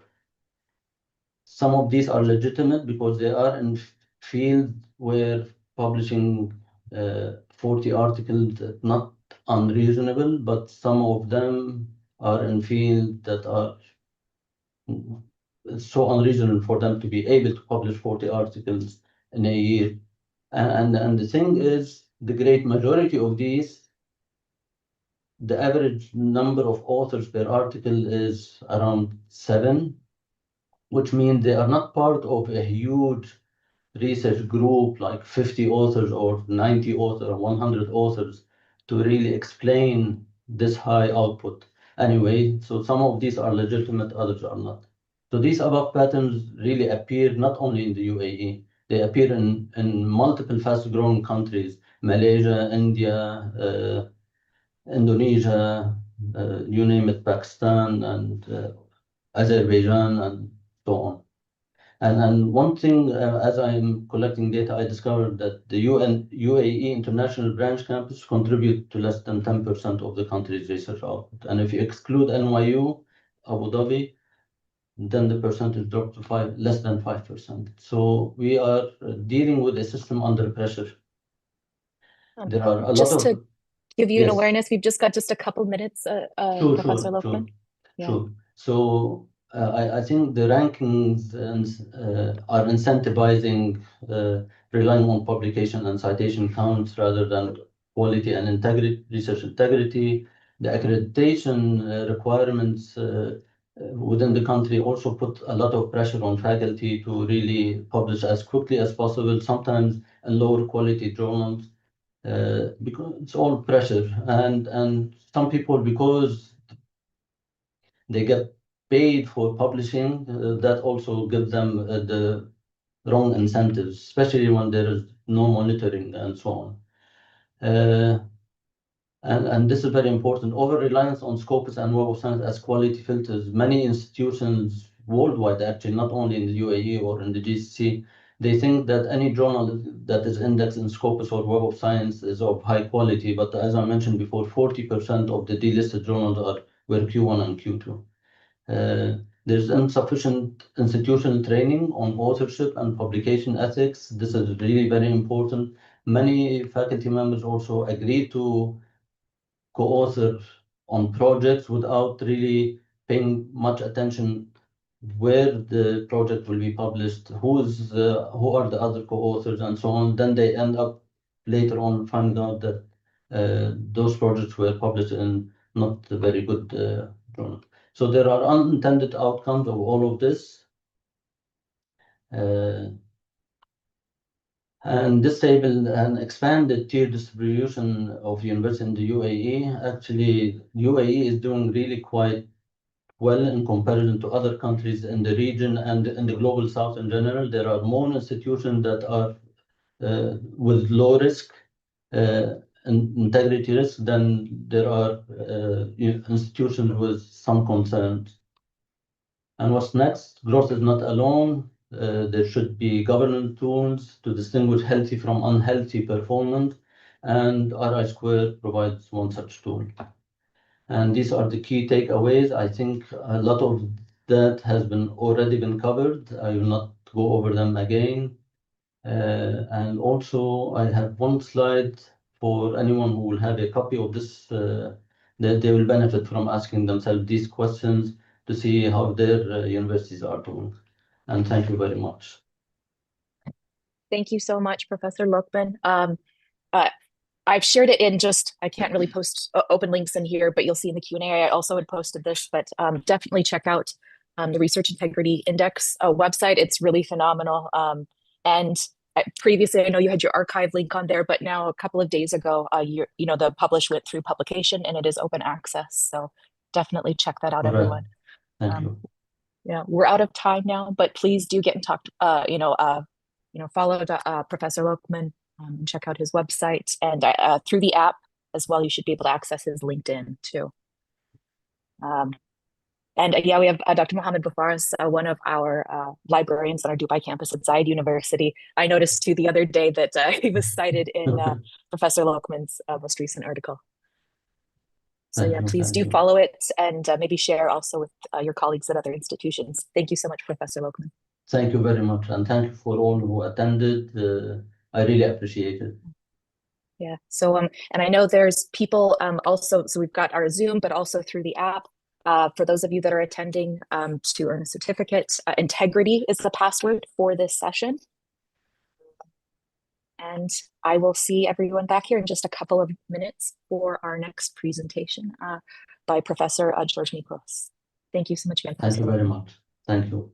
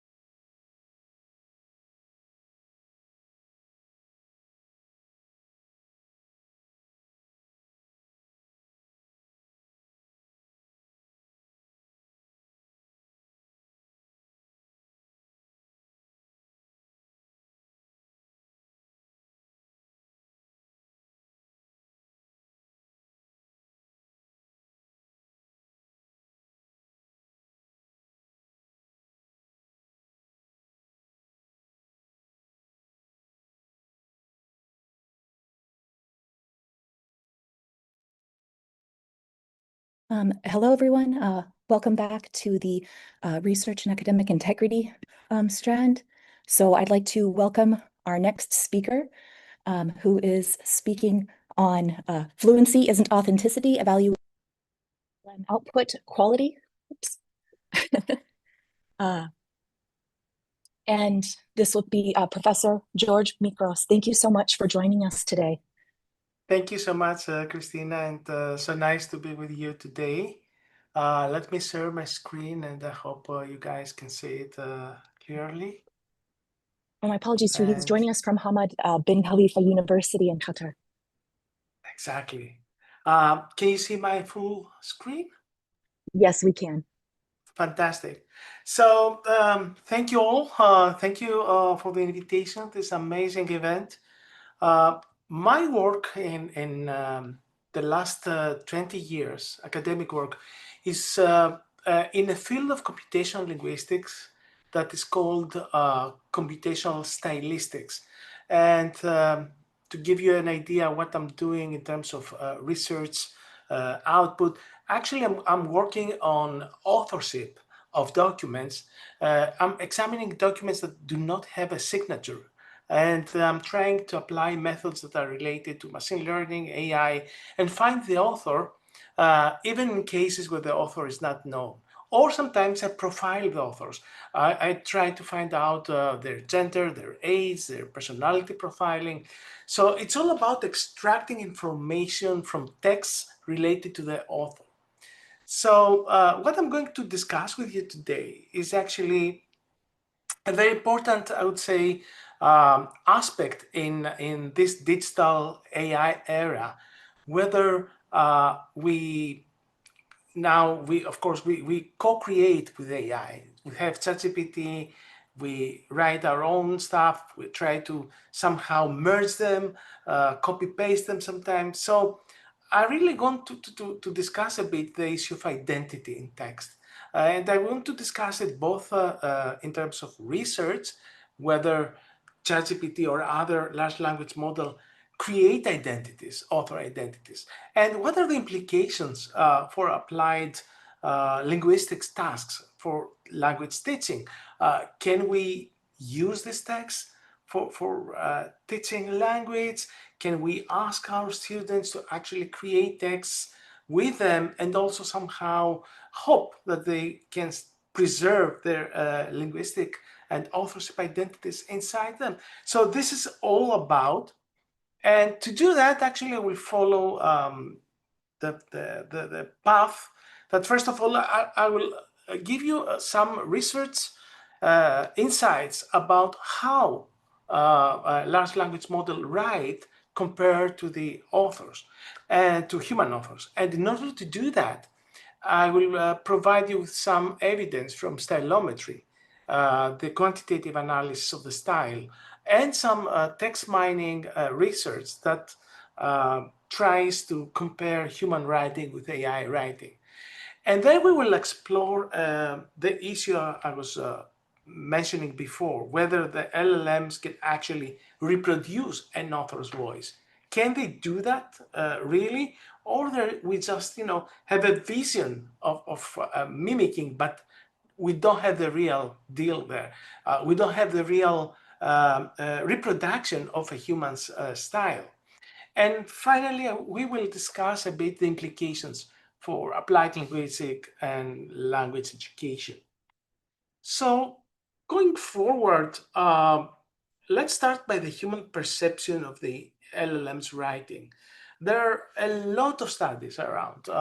They started really immediately after ChatGPT on November of 2022 and keep continuing. And all the results we know right now converge to the same idea that humans cannot detect AI-generated text reliably. And I have here in this slide collected some of these studies, which actually more or less say that humans are unable to tell whether a text has been written by ChatGPT or not, even if they believe they do that. And even if the the humans who are going into this kind of selection task have some kind of, let's say, familiarization with LLM text. Of course, we know for sure that the more you work with LLMs, the more you understand some of its quirks, its characteristic signals, like, for example, the delving, very well-known phrase, or the MDAS that right now you can see coming out in linguistic outputs of ChatGPT mostly, but other LLMs also. But having said that, if you somehow consider changing that, and more or less there are like 10, 15 these very clear signals of AI writing. If you take them out with some custom instructions in the prompt you're doing, more or less you have a text that most humans will think it's human, not AI generated. Also, while our digital life is being really full of AI generated text, we also have a very interesting social psychology finding that people don't like AI generated text. And here's the examples of a recent study of 2024 where people were given AI generated text, and half of them were told that this text was written by human, half of them were told that this text had been written by AI. And you can see here that humans that thought that this text had been written by human, they rank them much more in anthropomorphism, on intelligence, and on message credibility. So, and take into account that we're talking about the same text. So people think that the AI generated texts are somehow of lower quality, lower credibility, and definitely not related to what a human actually can produce. So this is important. We have text right now, we are consuming text, and we cannot tell whether they are AI written or human, but if someone told us that this is AI written, immediately we consider as inferior. Having said that, the first thing people did when ChatGPT actually came out was to try to find out whether we can have like a tool, automatic detection method that can tell us whether a text has been written by humans or, let's say, ChatGPT. This is one of my first experiments on AI writing detection in March 2023, and actually, yes, we can do that. Most AI writing detectors work reliably well. Considering the complexity of the task, I think they're producing quite good accuracies. Pangram, which is now the state of the art in this kind of detection, is around 99% accurate in most of the times. However, having said that, we cannot use them in high stakes AI writing detection, because what we are trying to do now is not just do an experimental study, but most of the times we need the AI writing detection for either condemning or penalizing either a student or a researcher that produces an output that is very important. So in that case, let's say in the forensic case of AI writing detection, any tool that has even a very, very small positive, false positive rate cannot be used. Because as you know, and this is a very basic assumption in our judicial systems across the world, all people are considered innocent, and the onus of proving they are not innocent lies on the people who accuse them. So unless you somehow provide extremely convincing evidence, not probabilistic evidence, but real evidence that a student, for example, has used ChatGPT exclusively, you cannot have him penalized at any rate, because you have to be 100%, not 99% correct.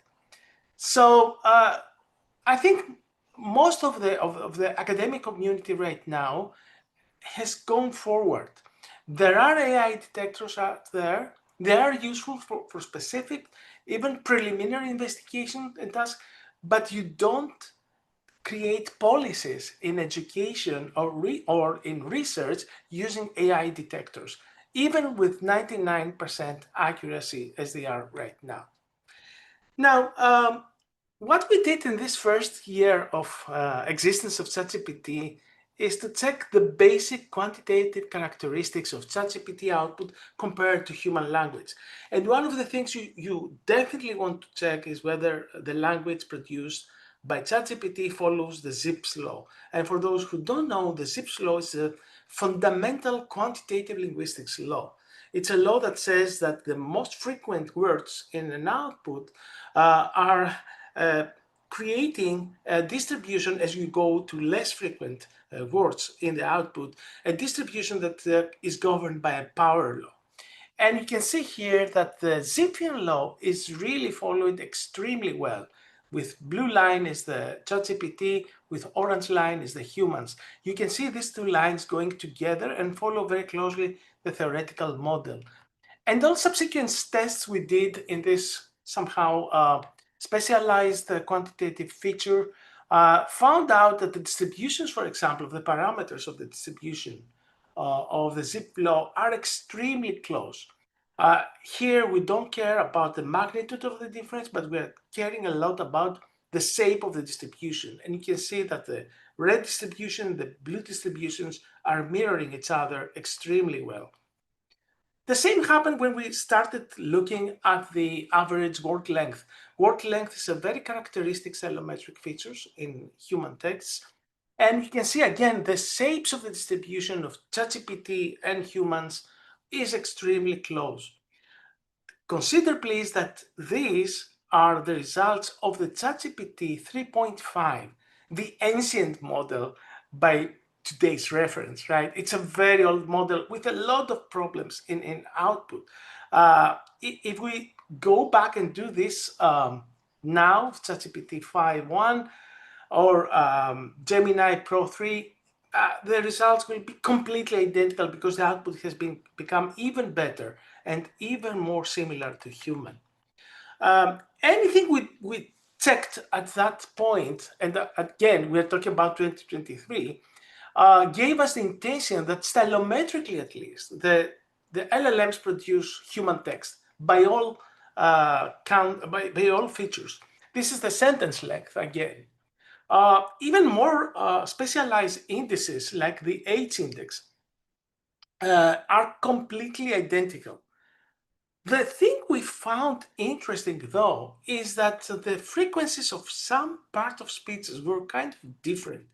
And here are the two first part of speeches that seem to behave differently in human and large language models. And this was the ratio, the frequency of adverbs and the frequency of pronouns, of personal pronouns. And that was really interesting because, you know, especially pronouns govern a very specific part of linguistic output. In terms of discourse analysis, pronouns create very interesting connections between the person that speaks or narrates and the people who addresses. So it seems like humans were using a much more personal pronouns because our discourse is more oriented in this interactive human communication, while ChatGPT creates this neutral, impersonate most of the times discourse. Now going forward to other features that seem to be completely different, one of them is actually the perplexity. And just to give you an idea what's perplexity, perplexity is a mathematical derivation of entropy of the text. And what it says actually is a statistical index of chaotic output. So the more unpredictable is the output, in terms of selection of words, the perplexity goes bigger and bigger. So it seems that humans have this kind of more unpredicted probabilities of words compared to ChatGPT. So ChatGPT creates output that is more or less constrained, yes, quite different, quite diverse, but definitely constrained. Well, humans are more easy to surprise you with words that coming out, even in very specific genres, like the one we checked here, which was related to medical abstracts and radiology reports, which are very, very close genres, and you could expect that the language used there should be highly formalized and closed. And continue our journey to the differences between ChatGPT and humans.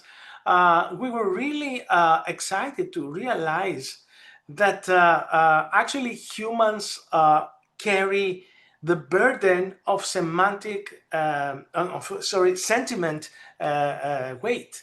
So humans seem to be much more negative in their sentiments expressed in various texts compared to ChatGPT. ChatGPT is actually tuned to be neutral, and the sentiments, the extreme sentiments, both the positive and the negative, have been somehow being restrained. And of course, we know that this has been done because people who develop these models don't really like the idea that at certain point the LLM might be rude to you, right, or speak to you in a very negative way, right? It's actually their nightmare. So they try to somehow restrict all the extreme sentimental responses. But this has a very interesting, I would say, collateral damage. And what is this? This is the restriction of the output in general in terms of predictability, as we saw before with the perplexity, and creativity and identity, because a lot of the things that makes humans is exactly this ability to navigate a huge space, an envelope, a spectrum of linguistic features. Some of them are completely negative. And I think this came out interestingly, quantitatively here in this emotion analysis. The same happened with a more detailed emotion analysis. All the extreme features of human communication exist in human text, but in ChatGPT, in LLMs, you can see only the neutral and the joy, right? We don't see surprise, we don't see sadness, definitely we don't see fear and anger that much. Great. And so all in all, we can say that the features that display higher value in AI written text are, I would say, academic traits of language. That means use of big words, a lot of conjunctions because the syntax kind of more elaborated, more complicated, additive connectives. There's a lot of content words that are overlapping, and the reading level is really high. So ChatGPT by default creates text that is mostly destined to be consumed by people who have high knowledge, high academic knowledge. On the other hand, features that display lower values in AI written text is, of course, perplexity. We know that they are more restricted in terms of output and probabilities of unpredicted output. Paragraph length, that's very interesting because the paragraph is a very interesting discourse unit in written text, and it seems that ChatGPT and other LLMs create paragraphs in a very standardized way. You can see a lot of differences in sentence length. You can see a lot of difference in word length, but in paragraph length, if you can actually check it at any time. If you check the output in paragraph size, most of them are like being cut in specific blocks, like Lego with specific specific size, not bigger, not lower. Also, the standard deviation of the average sentence length. That's also very interesting finding. It seems that they produce various sentence length, but this sentence length do not alternate wildly as humans. So you can see in human writing, you can see big sentences, small sentences, and this difference is reflected on the standard deviation of these measurements. In ChatGPT, you can see only more or less a medium and a big sentence length alternating. As we told before, the frequency of adverbs and personal pronouns. Of course, focus on the past is very, very low. Cannot really tell about past events as we speak, at least, and doesn't like quantities in general. And the lexical diversity and cohesion of the structure is not that big. So it creates elaborated structures, but and big structures in terms of syntax, but it's not entangled like the humans. The humans can really create very complicated connections. Now, having said that, I'm going to present you now one of the experiments we did on trying to make LLMs imitate humans. So we know, for example, right now that ChatGPT creates a linguistic output that is quite different from humans. However, our human perception is not in the threshold of detection. So what does this mean is that any differences we observe are in a more fine-grained level under the perception of the human cognition, and definitely on the stylometric level.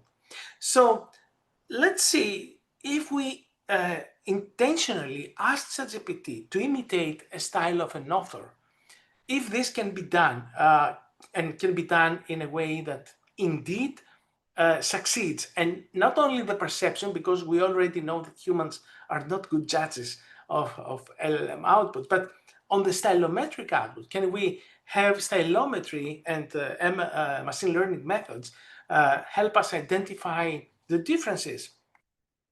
And for this experiment, we used two very well-known authors, Hemingway and Mary Shelley. And of course, you know that Hemingway and Shelley are completely different authors, right? They're very well known, however, and they're part of the training data of all the large language models because they are open source. Project Gutenberg has various editions of this text. Frankenstein and The Man in the Boat are there. They're in various editions. So we know for sure that the pre-training data and the pre-training part of all large language models has been exposed to Hemingway and Shelley and have a good idea what is to write like Hemingway, what is like to write in Shelley style.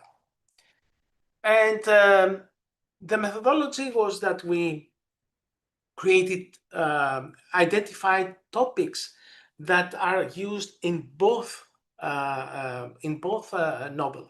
And this is important because we don't want the topic to be different across different authors. We need at least to have a common topic discussed by the two different styles, two different authors. So we identified 9 common topics, and then we instructed the ChatGPT to work on some imitations. And it was a very, very specific, clear task. Write 2,000 words short novel with the title X, imitating the literary style of Hemingway, and write the same for imitating the literary style of Mary Shelley. Now, this was the first, I would say, zero-shot prompting we did. Also, we came up with another more elaborated prompting. This prompting in natural language processing is considered in-context learning prompting. So instead of just saying imitate this author or this author, we actually paste a part of the actual text of the author. So the prompt goes like this. First, carefully read the following text, and the text to imitate is pasted verbatim there. And then we ask the ChatGPT to analyze the text, paying attention to sentence structure, vocabulary choices, and goes on like that. So we made the stylometric analysis, the ChatGPT to do that actually, and then create the short paragraph, the 2,000 words, in the style of this text. So we somehow, I would say, guide it very strictly on what we want to do. And it created a couple of imitations. So we have the standard ChatGPT output, we have the simple prompt GPT output, and we have the enhanced prompt GPT output. And we created, we did a authorship attribution analysis. Now, just to give you an idea, when we're doing authorship attribution analysis, we have a lot of ways we can do that. I choose the simplest one, which is the Barrow's Delta method, which very, very simply does a cluster analysis. And you can see here texts that have been put under the same branch of the tree. This is on your right side in the display, in the monitor. The right size branch of the tree consider texts that have been written by one author and the others from other author, and the left side. So you can see here, interestingly, that all imitations, all ChatGPT imitation went on the right, and on your left you have only the originals, Hemingway and Shelley. So what did authorship analysis reveal? Not anything more that stylometrically you can tell whether a text has been written by LLM or by a human. So the imitation didn't work, because if the imitation had worked, the authorship attribution analysis should cluster all imitations with the real author, and we would have two branches, one for Hemingway and the other for Shelley. Instead, we have two branches, but only with humans on the one side and ChatGPT imitations on the other. Also, this can be seen on the left side diagram. Again, you can consider the vertical line as dividing the human authorship on the right and the ChatGPT authorship on the left. All texts were considerably driven as different. So we did a number of experiments. I don't want you to just validated what we found, that ChatGPT creates text that cannot be imitated nicely, at least. Stylometrically, we cannot find the imitation convincingly. And the sentiment also was not that good. I mean, the real authors are the first two ones, the Shelley and Hemingway. Look at the Shelley, how huge negative sentiment, a negative emotion expresses. And all the imitations are just cannot really match. Although Hemingway, which again is very, very non-sentimental, you can see how small it's a bar there. Again, all the imitations are overestimate the sentiment. They cannot match the original sentiment of Hemingway. And these are again analysis that we did with some other much more, I would say, specialized visualization method. You can just focus on the last diagram on your right with red cross. You have Hemingway with on the upper right, and the lower left you have the original Shelley with purple. And you can see the imitations just fall in the middle. No imitation can actually go inside the territory of either Shelley or Hemingway. So no imitation is convincing. ChatGPT, whatever you try to do, cannot reach the envelope of human creativity in narrative prose, at least. And I'm closing this presentation with some considerations based and grounded on the actual experimental results you just saw. So yes, LLMs are fluent, and we know that, right? And humans cannot tell the difference. And if I was asking my students to read one of these imitations, they would easily tell me that had been written by Hemingway and Shelley. By the way, I did that, but I don't have the IRB yet ready to publish the result. But yes, students believe that ChatGPT created something that was more or less the same as Hemingway and Shelley. But if you do stylometry on them, you can find that they're very different. And the differences is in various levels, but mostly cohesion, sentiment, lexical dispersion, and other indices related to the surprise you get when you are looking at the vocabulary used, right? And these findings somehow can be translated into some kind of early advice for pedagogy using AI written text. So one good idea, and I definitely advise you to do that, is work with pair text. So have human text, original text, but also have ChatGPT create similar text. And you can use this text to sharpen the judgment of the students on the style and authenticity. I don't think it's a better task than this, to have a very good imitation and the original, but still find what it means to have to have an identity in the text. And there are very specific formulas and tasks you can do, so students can exercise that.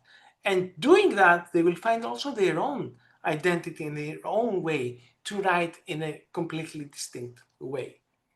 And also, this is a great prompt for discussing what it means authentic. What is content, human content? Why human content deserves to be there?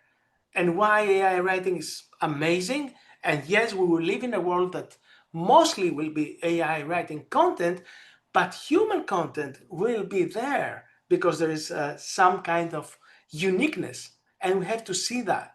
So instead of fluency, we have to focus on authenticity, which is much more important in this era of AI writing. And again, we have to design writing tasks with LLMs in mind anymore. We cannot just close our eyes or use AI detectors or whatever. We have to find a new space of academic practice that works in a hybrid space. So we have to allow transparent AI usage at specific stages, but also we can create it AI neutral or free spaces where students under supervision or in places where they can work without ChatGPT or other LLMs can actually create and co-create. And of course, we can use all this kind of specialized tools to help them even visualize the differences of their own contribution and style compared to the AI writing. And the moment you see the difference, you never forget. And that would be the best motive for anyone. And yes, my very firm stance on AI writing detection was from the beginning, it's not good enough and it's not the way forward. I think more or less the consensus is to that place anymore. But I will emphasize, you don't need to polish students' work.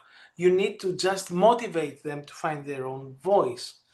So just to wrap up, we have to rethink the key constructs, and we have to definitely focus that fluency is not authenticity, right? And embed research in the teaching. I think make the students researchers while they're studying, while they're learning language, if this is the native language or the foreign language. gives them a completely new level of autonomy and motivation. And of course, assessments have to be rethinking from scratch.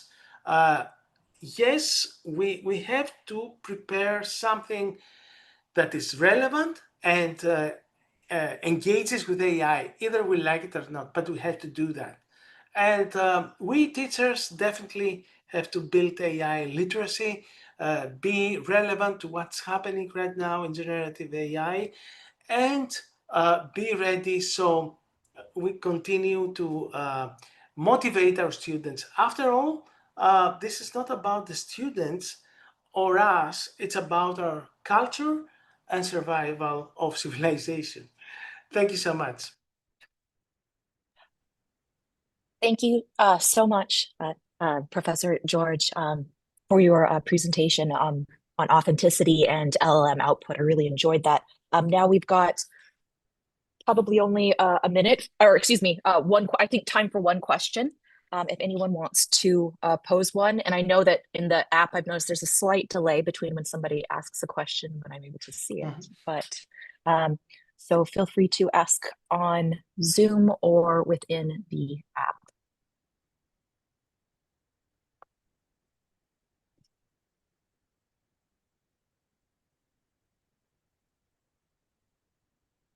I'm not seeing anything right now, but regardless, I really enjoyed this, Professor George. I come from a different discipline, but and I know we did actually have a lot of people here that are working in like applied linguistics.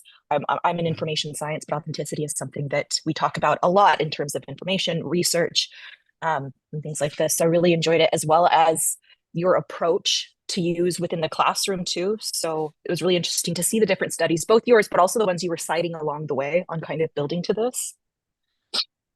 Since you do research in, obviously you look at English texts, but as I understand as well, Greek too. Yes, indeed. Yes, indeed. I was kind of curious. Yeah, please tell us more about this. I'm curious about the comparison between English and, well, basically non-English languages.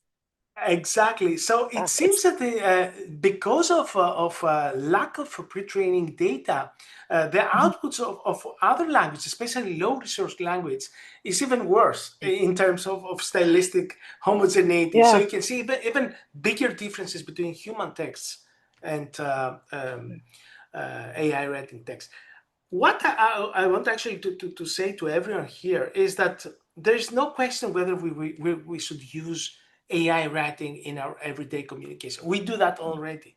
What it really matters is to really to channel AI writing to the text that they deserve it, and keep the human communication in the text that they deserve it. If I write an email to a friend or a colleague, I need to be George there. But if I'm writing a research report of a grant proposal, whatever, yes, this deserves to be automated, because it's a dull text, a very boring text, and it really has my input there, but the formatting can be done better than me on that. Or made more concise, for example. Because that was something too when looking at, I was very interested by the different data sets that you were showing that you were using, but even the differences between like AI written, kind of the characteristics on what is like dense within there, and then what is kind of limited. I found that quite fascinating, actually, like paragraph length and the complexity, how complex the language was.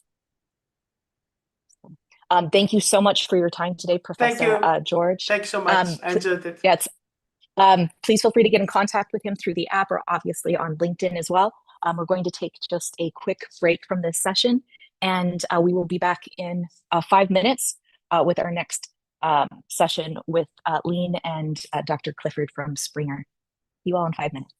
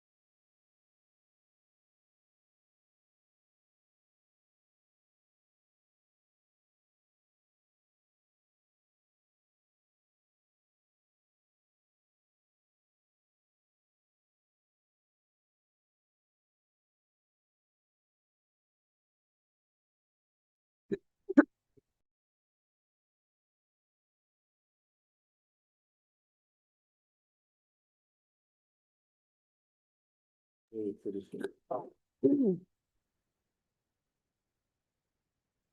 you hear me?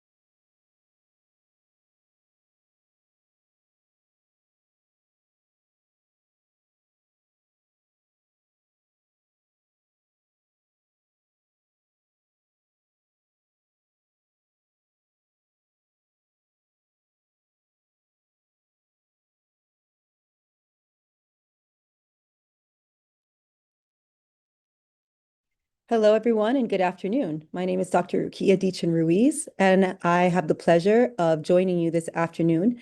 I will be moderating this session, which is called, I'm moderating a session which is called Make Your Research More Visible and Achieve Publication Success, which is given to us by Dr. Clifford Chulwa and Lean Samara. They are joining us today from Springer Nature, and we are very happy to have you here. Dr. Lean and Dr. Clifford, can you hear me? And are you ready to rock? Thank you so much. Yes, we can hear you clearly. Dr. Clifford, can you hear us clearly? Yes, I can hear you clearly. Excellent. Thank you. And yes, we are ready to present. Thank you so much for inviting us. We're very glad to be here among you at this amazing summit. And we will be speaking a little bit more about how you achieve publication success and how to promote your work post-publication. I'll invite my colleague, Dr. Clifford, to present himself, and then I will be presenting myself and continue with the presentation. Yes, thank you, Lynn, for inviting me, and thank you also for inviting me to take part in this workshop. My name Dr. is Clifford, I'm sorry for interrupting. There's a slight echo on your side. If you could, maybe if there's a secondary device, if you could mute that one. Okay, just give me 1 minute. That's Can you hear better, me? actually. Okay, this is better, yeah? Okay, yeah, my name is Dr. Clifford Chua, as Lynn mentioned. I'm an executive publisher at Springer Nature, where I currently lead the African and Middle East program. I've been at Springer Nature now for more than 7 years, and I'm based in Dordrecht, the Netherlands. And before joining Springer Nature, I was also in academia, where I worked for quite some time as a researcher. I received my PhD in 2015 in climate sciences from the University of Wageningen in the Netherlands. And on my slide, you can see some of the journals that I currently manage under the African and Middle East program. I'm looking forward to sharing my ideas with you, what it really means to write a good scientific paper and how to go about publishing this paper, but also to talk a little bit more about AI in publishing as a whole. Thank you, Dr. Clifford. So my name is Lean Samara. I'm the Senior Account Development Manager for the MEA region for Springer Nature, and I joined in 2020 during the lockdown, but now I'm happily presenting Springer Nature on-site and online, and I'm very glad to be here with you today. We can focus more on AI and promoting your work after publication. Before we move on, let me introduce to you Springer Nature. We're a company that was established more than 175 years ago. Our focus for today and our focus for our researchers today is also the journals and books that we offer for you to search through and also publish your research at our link.springer.com, and then you can search for and see your work published either through our portfolio of journals, ebooks, and the databases. I will not speak a lot about the company. I think you know us well, but let me start with the tips and tricks that we offer you on AI when you want to publish. I'm sure plenty of us here uses AI already with research and with our daily life, and yeah, that's something that we cannot avoid anymore. It's part of our daily life and for sure part of our research journey. So can we use AI for research? We can definitely do that, but we need to focus on the responsible use of AI. What's generative AI anyway? It's a tool that collects data and gives us answers according to the data that is stored in it, right? So if you're making a research and you are looking into a total new area of research, you need to find the answers yourself. Generative AI does not have exactly the data that you need to look into. If it's a new topic, it cannot tell you what the results of your research are because it does not have a stored data about that. It can give you historical data about your research. It can explain to you some information about the field that you are searching on, but cannot be the one that does the research on the behalf of researchers. But how can we use AI in research, and what are the acceptable or the responsible fields of using AI? Of course, it's a great source for grammatical and style check, yet there are other systems that are specifically created for that and can do the same, even better job for you if you want to check the grammar. I know many of us are not, English is not our first language, and some researchers struggle to write their research and papers just because they cannot phrase or write the terms fluently as they do in their own mother tongue, and they have to publish in English. But then you can find other systems and tools to support you with that. Also, generative AI could be very supportive in literature review writing. It can be a great source for you to brainstorm about your content. It can give you ideas what to add to your research. It can give you ideas on what to include, what lab tests that you can do. It can be a great body to brainstorm with, but please do not make it write the results of the research, because that would be a fraud. Also, it can be a great source for you to select a journal that you want to publish and or submit your paper to. It can explain to you the scope of the journal. It can recommend trusted publishers for you. It can find a list of journals within the impact factor that you're looking at, but it cannot be the one that tells you that you can be accepted or not accepted by a journal. So do not trust AI if it says you will be accepted by this journal. Also, if you want to translate from a language to another, it's a great source, yet there are other tools that are specifically for that, and it's highly recommended for you to do so. One tip that I can give you: do not upload the entire paper, please, to a generative AI platform like ChatGPT, Gemini, Copilot, or one of those, because it might be detected by the plagiarism detecting tools as a plagiarized content. So you can also use it for data analysis. And also, one tip from me is that data analysis tools are way better to use if you compare it to AI, because it has been noticed that some data analytics mistakes are detected in some data analysis that has been conducted through AI. So please find a tool that is very helpful, or that is trustworthy, or that is beneficial for your field. Okay?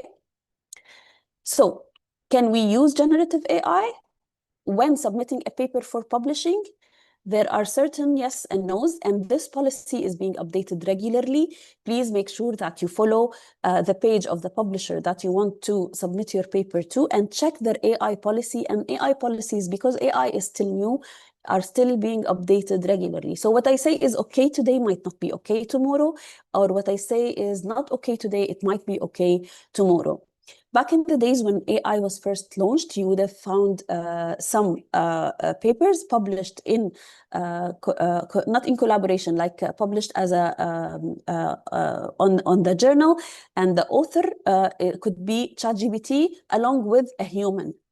Is that okay nowadays? Absolutely not. But you would see published papers previously that has ChatGPT as a co-author.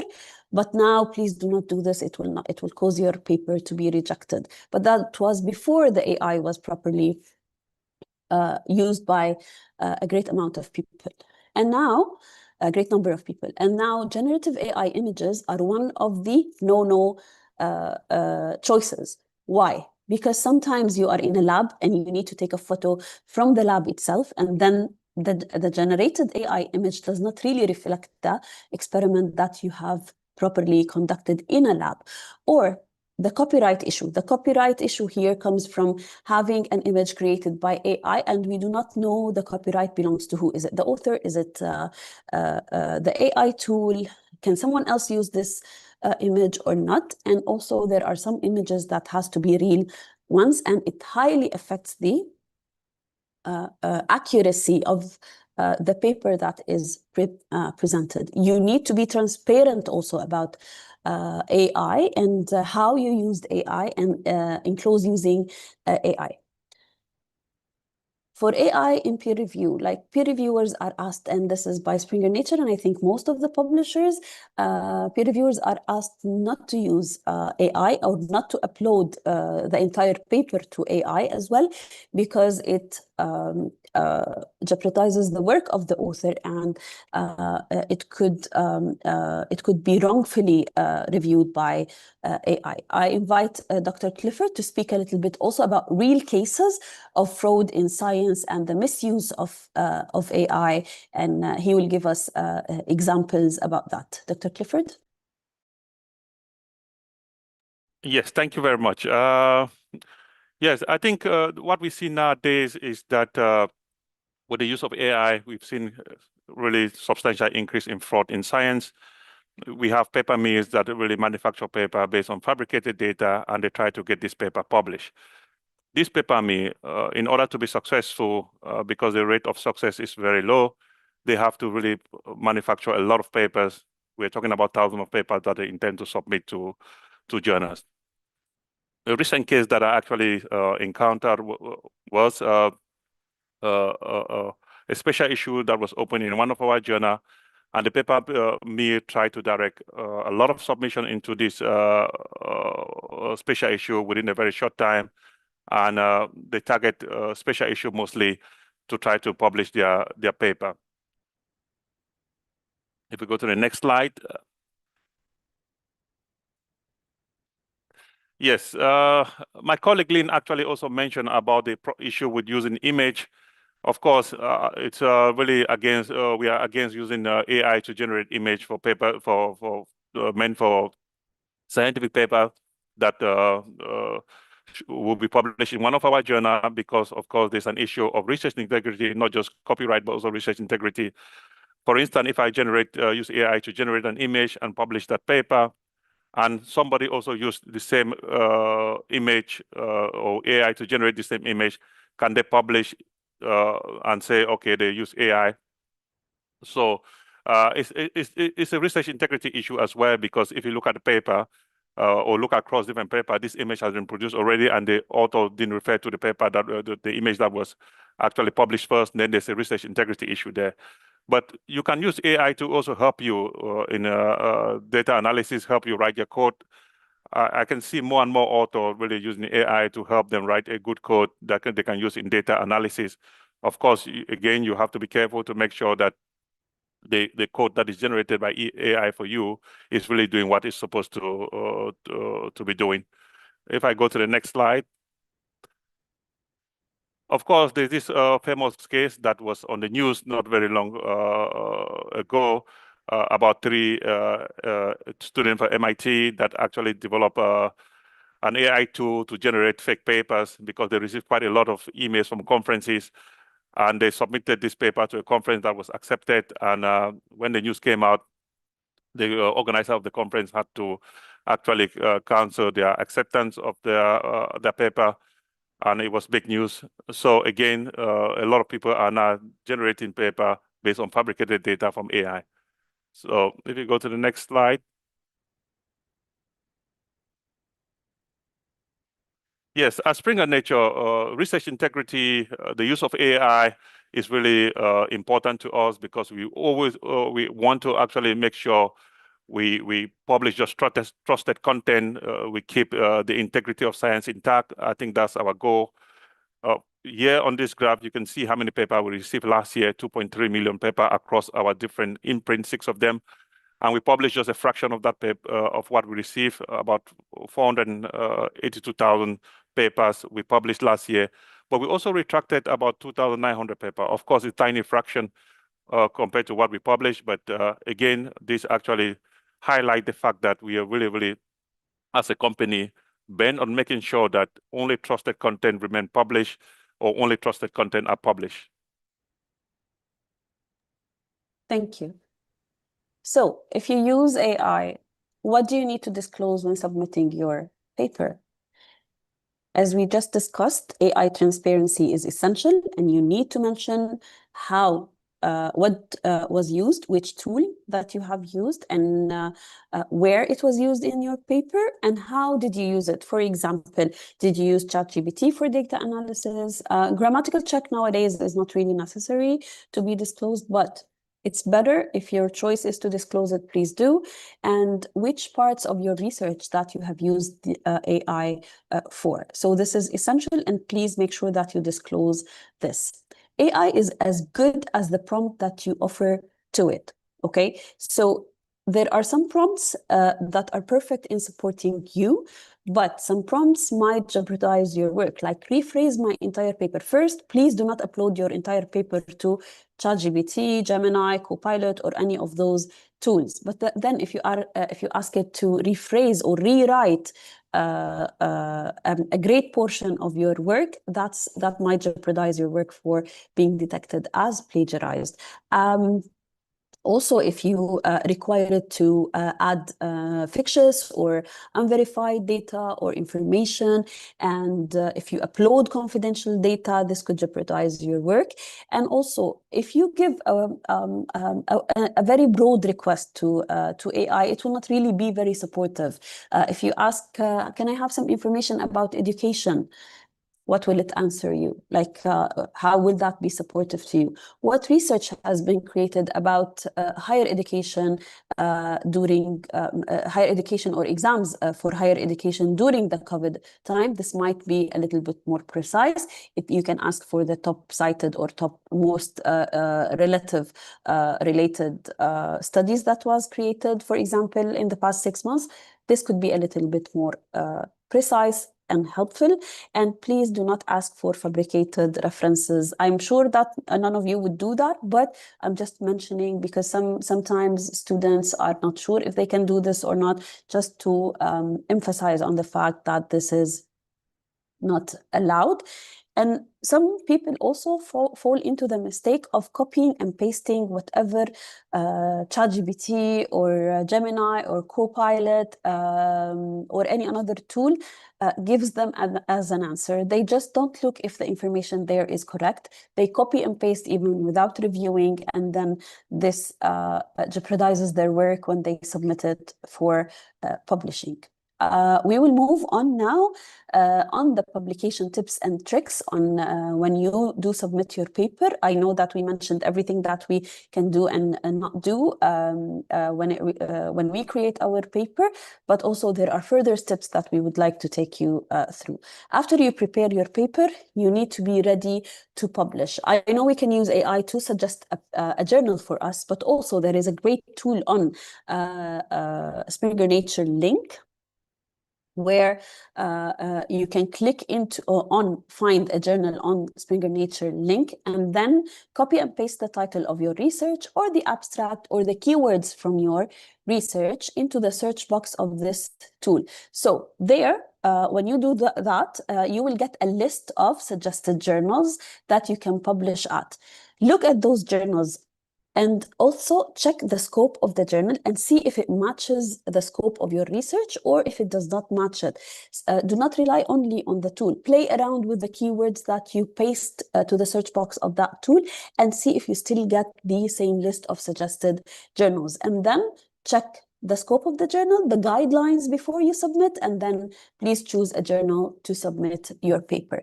Dr. Clifford will continue now with explaining further on.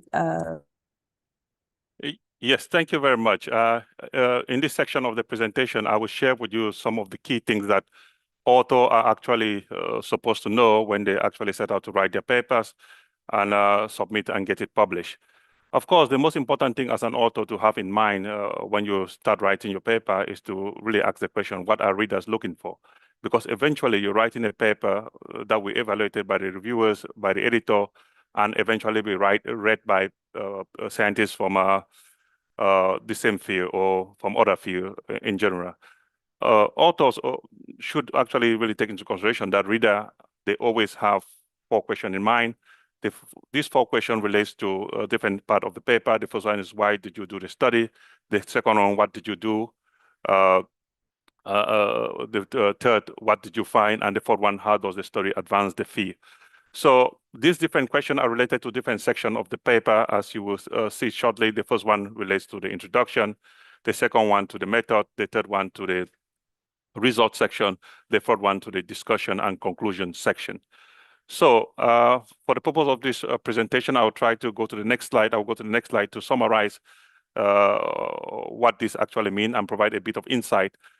On this slide, you can see the 4 different questions and how these 4 different questions relate to different sections of your paper. The first question relates to the introduction. Of course, you want to highlight what is known about that field, what is not known, and why what is not known is really important to address. And then you want to use existing literature to try to make a case how the field has actually evolved, and you make a case why the added value that you bring through your research to the field. Then, of course, what you did will really focus on the method. Which method do you use to address the problem? That should actually go to really address the problem in the field, your method. And then what did you find? You want to highlight the key result that you found in this section, and it really explains some observation, characterization of result, and application if you really your topic is really more in applied sciences as well. Then the last part, which is how your study advanced the field. More often than not, I've seen author who really miss this part in their manuscript. You really want to summarize a finding. You want to talk about the interpretation of your finding. Are they similar or different from what has been published before? And you want to show the implication of your study to the field, and this will really go to shed more light on the problem. So if I go to the next slide. Of course, at the end of the day, you write a good paper and you want to actually get the paper published. Of course, again, we know that at Springer Nature, a lot of our journals are externally run, and most of the editors that are working on our journal are full-time professors at the university, and they only work on the journal maybe 1 or 2 hours a day. And you want to make sure that you really prepare your paper in such a way that it really captures their attention. You want to highlight why your paper is important for their journal, and how your paper contributes towards the advancement of knowledge within that field. So if I go to my next slide. And how can you also make sure that your paper can actually go through the submission process with little problem as much as possible? I always advise author, please check the guideline for author, our editorial policy for that particular journal. You want to familiarize yourself with the requirements so that you can prepare your paper in accordance to the need of the journal, and this saves you time. Because if you don't do that, you submit your paper, then it goes to the technical check team, then they will send it back to you and ask you to correct certain things, and that just costs another week or 2 weeks. So if you want to save time, really look at the guideline for author and prepare your paper in accordance to the guideline for author. So if I go to my next slide. So this slide gives you an overview of the journey that your paper will travel from submission as an author. You submit your paper to the journal.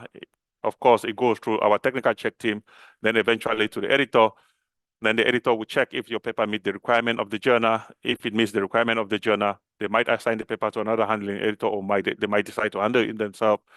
Then the next phase is to invite reviewers who evaluate the paper and provide feedback to the editor, who will then make a decision either to accept the paper, reject the paper, or send it back for revision. If you get a revised decision, then the paper goes through this workflow until it eventually get accepted or rejected. So the next slide.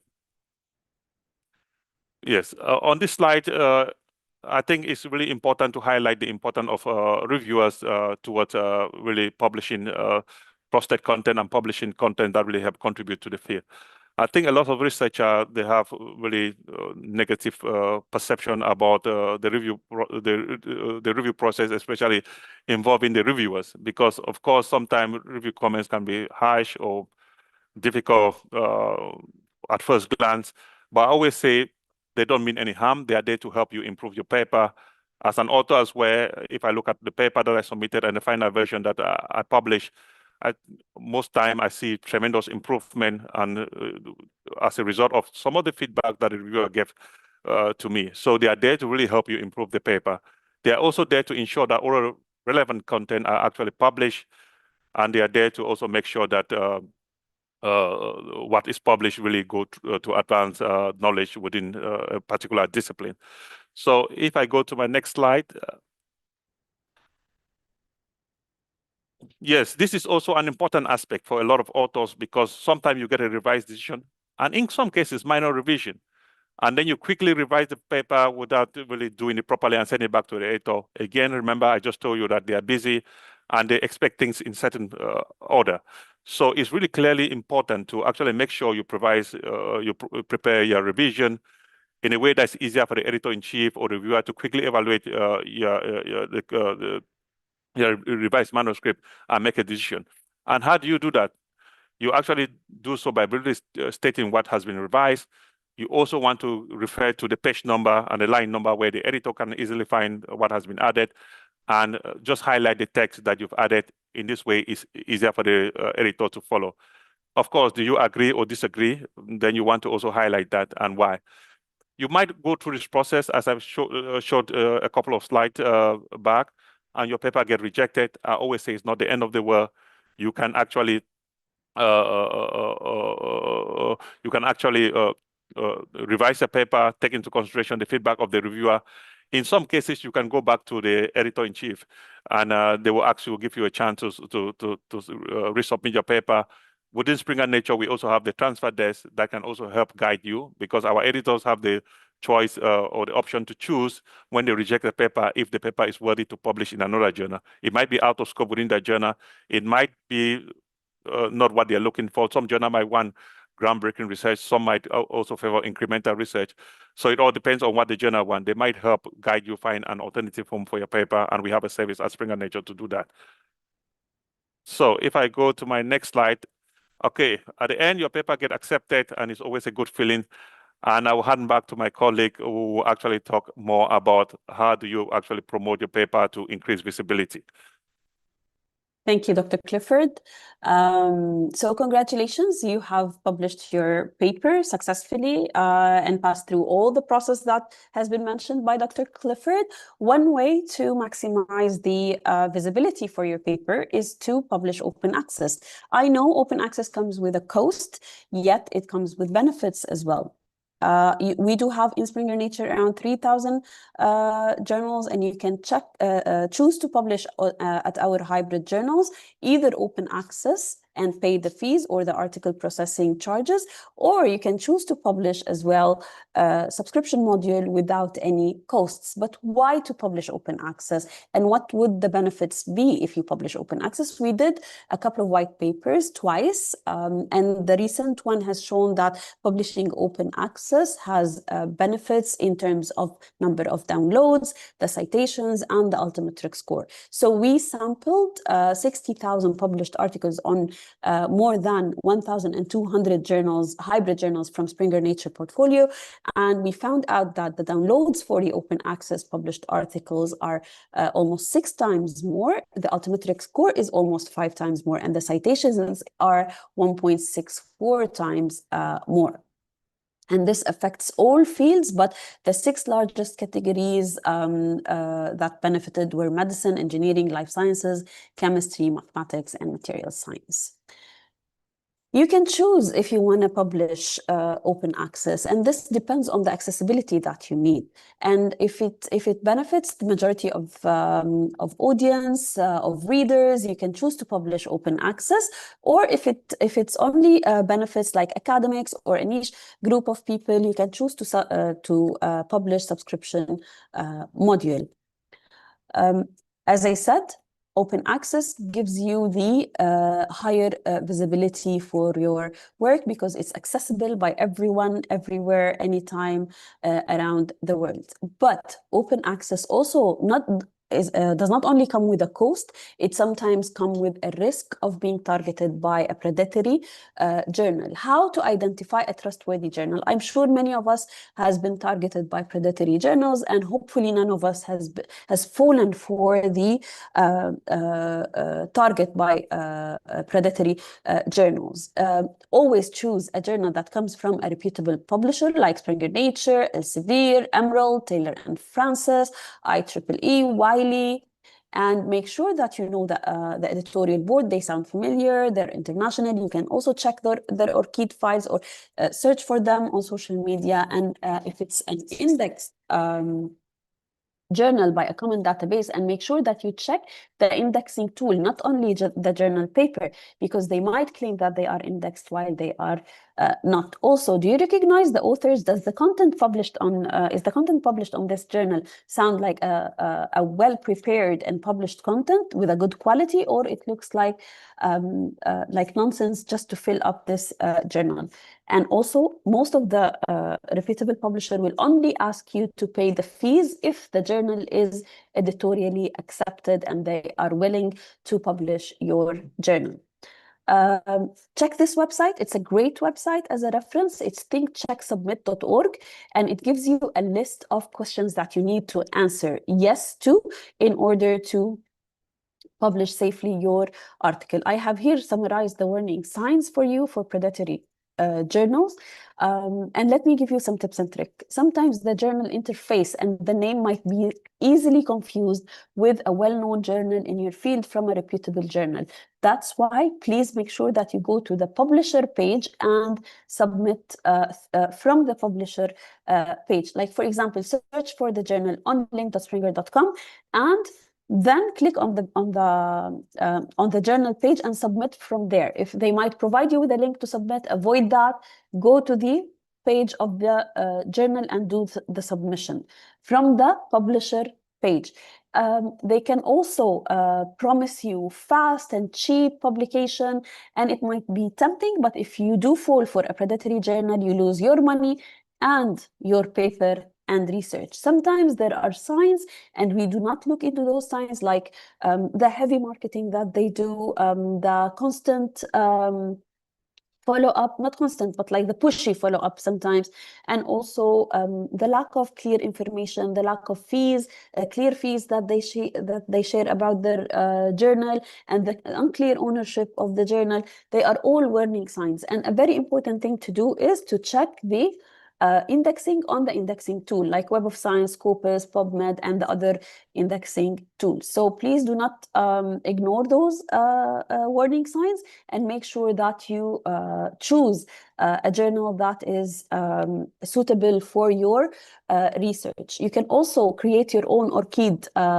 profile and check the editorial board, the authors on that journal through ORCID. It's a great tool. If you do not have a profile nowadays, please do add a profile and search anyone that you can find on those journals on ORCID. Now you have published. We have explained that open access is a great way to have more visibility, but also we do have social media, and we do have great platforms that are academic platforms that we can refer to when we publish, such as Academia, ResearchGate, Mendeley, and LinkedIn.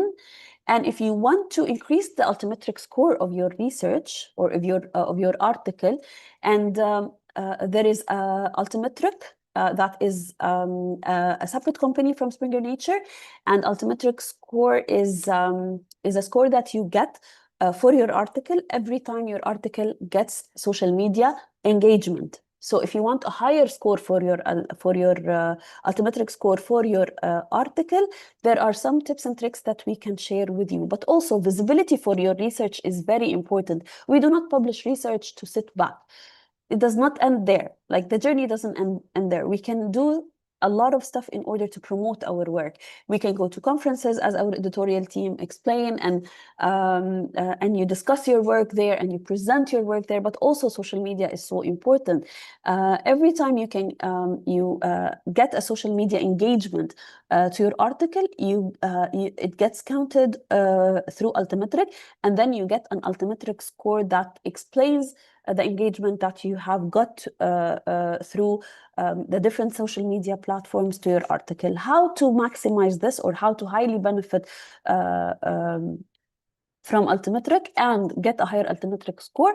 I'm here sharing with you the sources that Altimetric tracks, and this might be updated soon or has been updated. I'm not from Altimetric, but I'm just sharing with you. So how to increase the Altimetric score or get more visibility towards your article?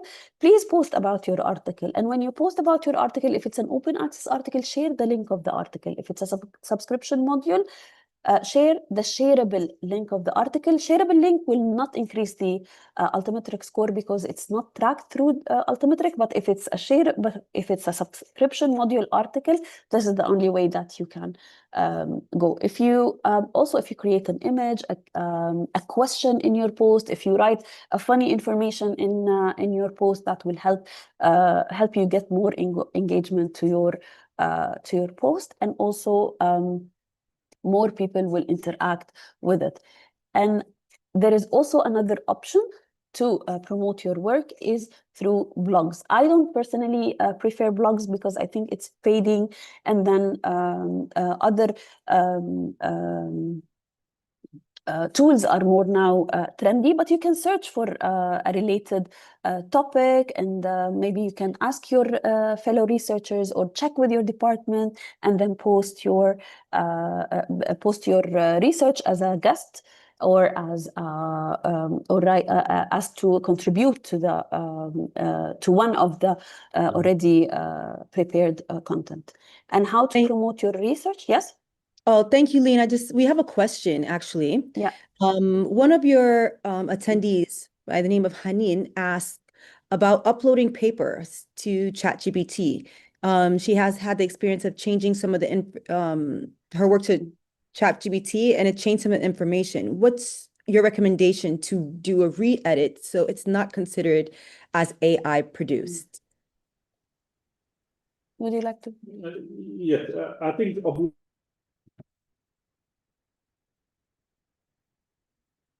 Clifford, you're muted. Yeah, there you go. Yes, I just did unmute myself. So I think uploading the whole paper to ChatGPT is not advisable. I think because, as Lynn actually mentioned, it might just, our software for plagiarism might just actually picked it up and said it has high similarity with other papers that are already published. Just imagine that everybody's uploading their paper to ChatGPT on similar topic, then it will give them similar phrases, and then we end up with a research integrity issue.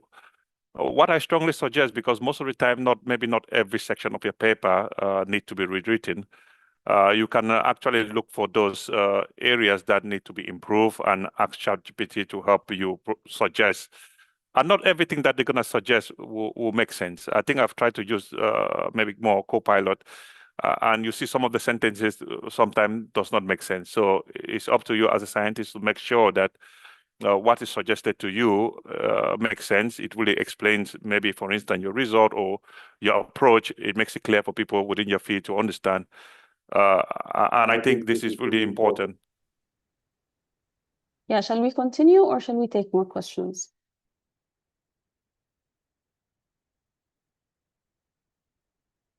Shall we continue? I have a question, if that's okay. Yeah. My question was, in an academic landscape that, it seems to be flooded with content and shrinking attention spans, I'm wondering, since visibility is now our new form of currency, how should researchers strategically differentiate between discoverability and credibility and impact? So, what would be the practical shift you believe scholars should take or make to make sure their work doesn't get just found, but actually shapes discourse? Of course, it comes down to, first of all, focusing on research that is important. It's not just research that you just want to use to publish paper to get promotion.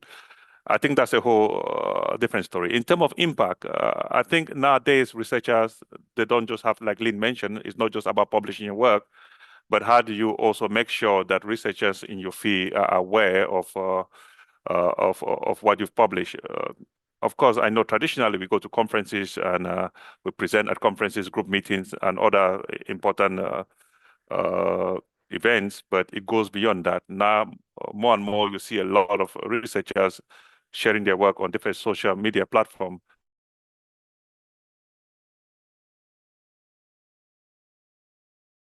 Thank you So for I that. think we also have to be active. Are there any more questions for this session? Thank you, Dr. Clifford, and thank you, Lean, so much for all the information. We're looking forward to seeing some of the participants publish their own research. And if you have any other questions for Dr. Clifford and Lean, I believe they're both on LinkedIn and you can reach out to them there. I'm going to share the session keyword, I think it's called. The exit word is fluency. So the word is fluency. I'm sorry, the word is nature, Nature, nature. And I'd like to thank Dr. Clifford for joining us all the way from the Netherlands, and Lean for the amazing information that you gave us. It's definitely going to help some of our research move in the right direction. All right, have a good afternoon, and I will see you all in the next session. Bye-bye.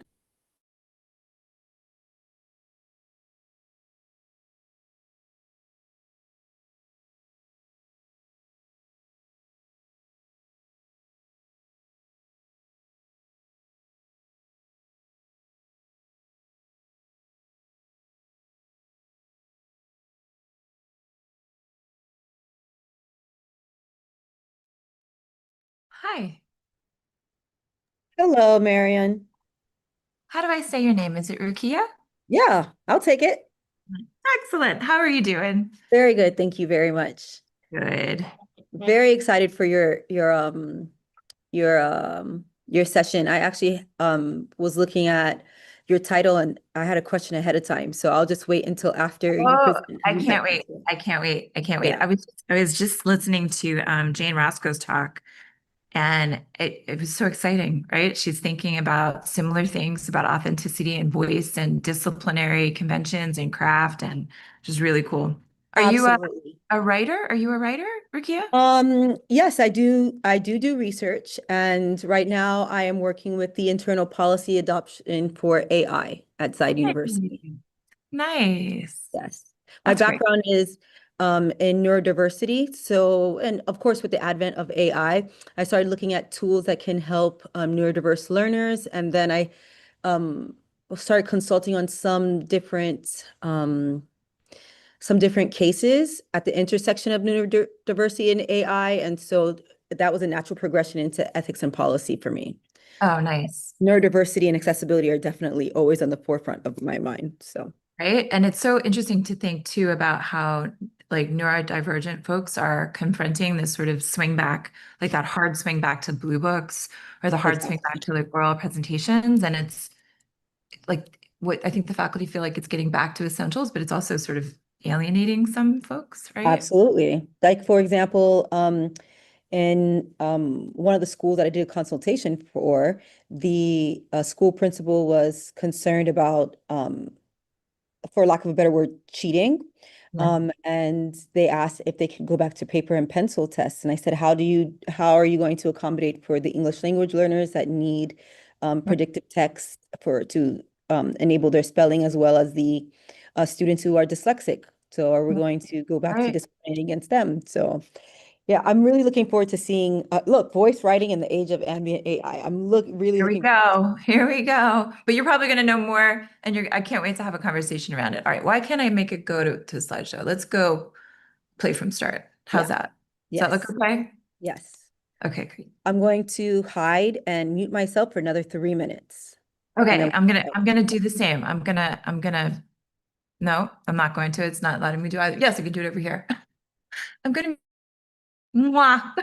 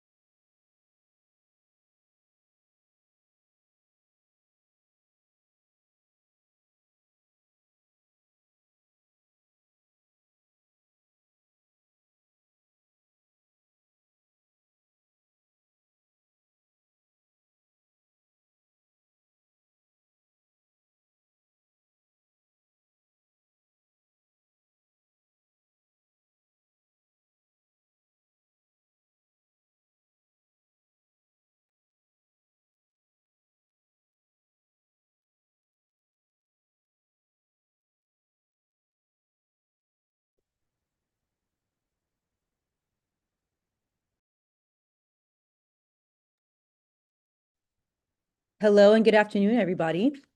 My name is Dr. Rukia Deachin, and I am happy to join you again this afternoon to hear more about post-plagiarism, the voice in the age of ambient AI.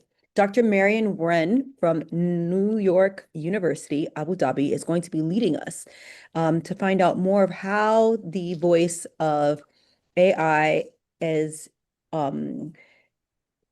is paired with the voice of authentic authors. So I'm sorry for that horrible introduction, Marilyn, but please begin. It's perfectly fine. Thank you so much, Dr. Deachin, and hi, everybody.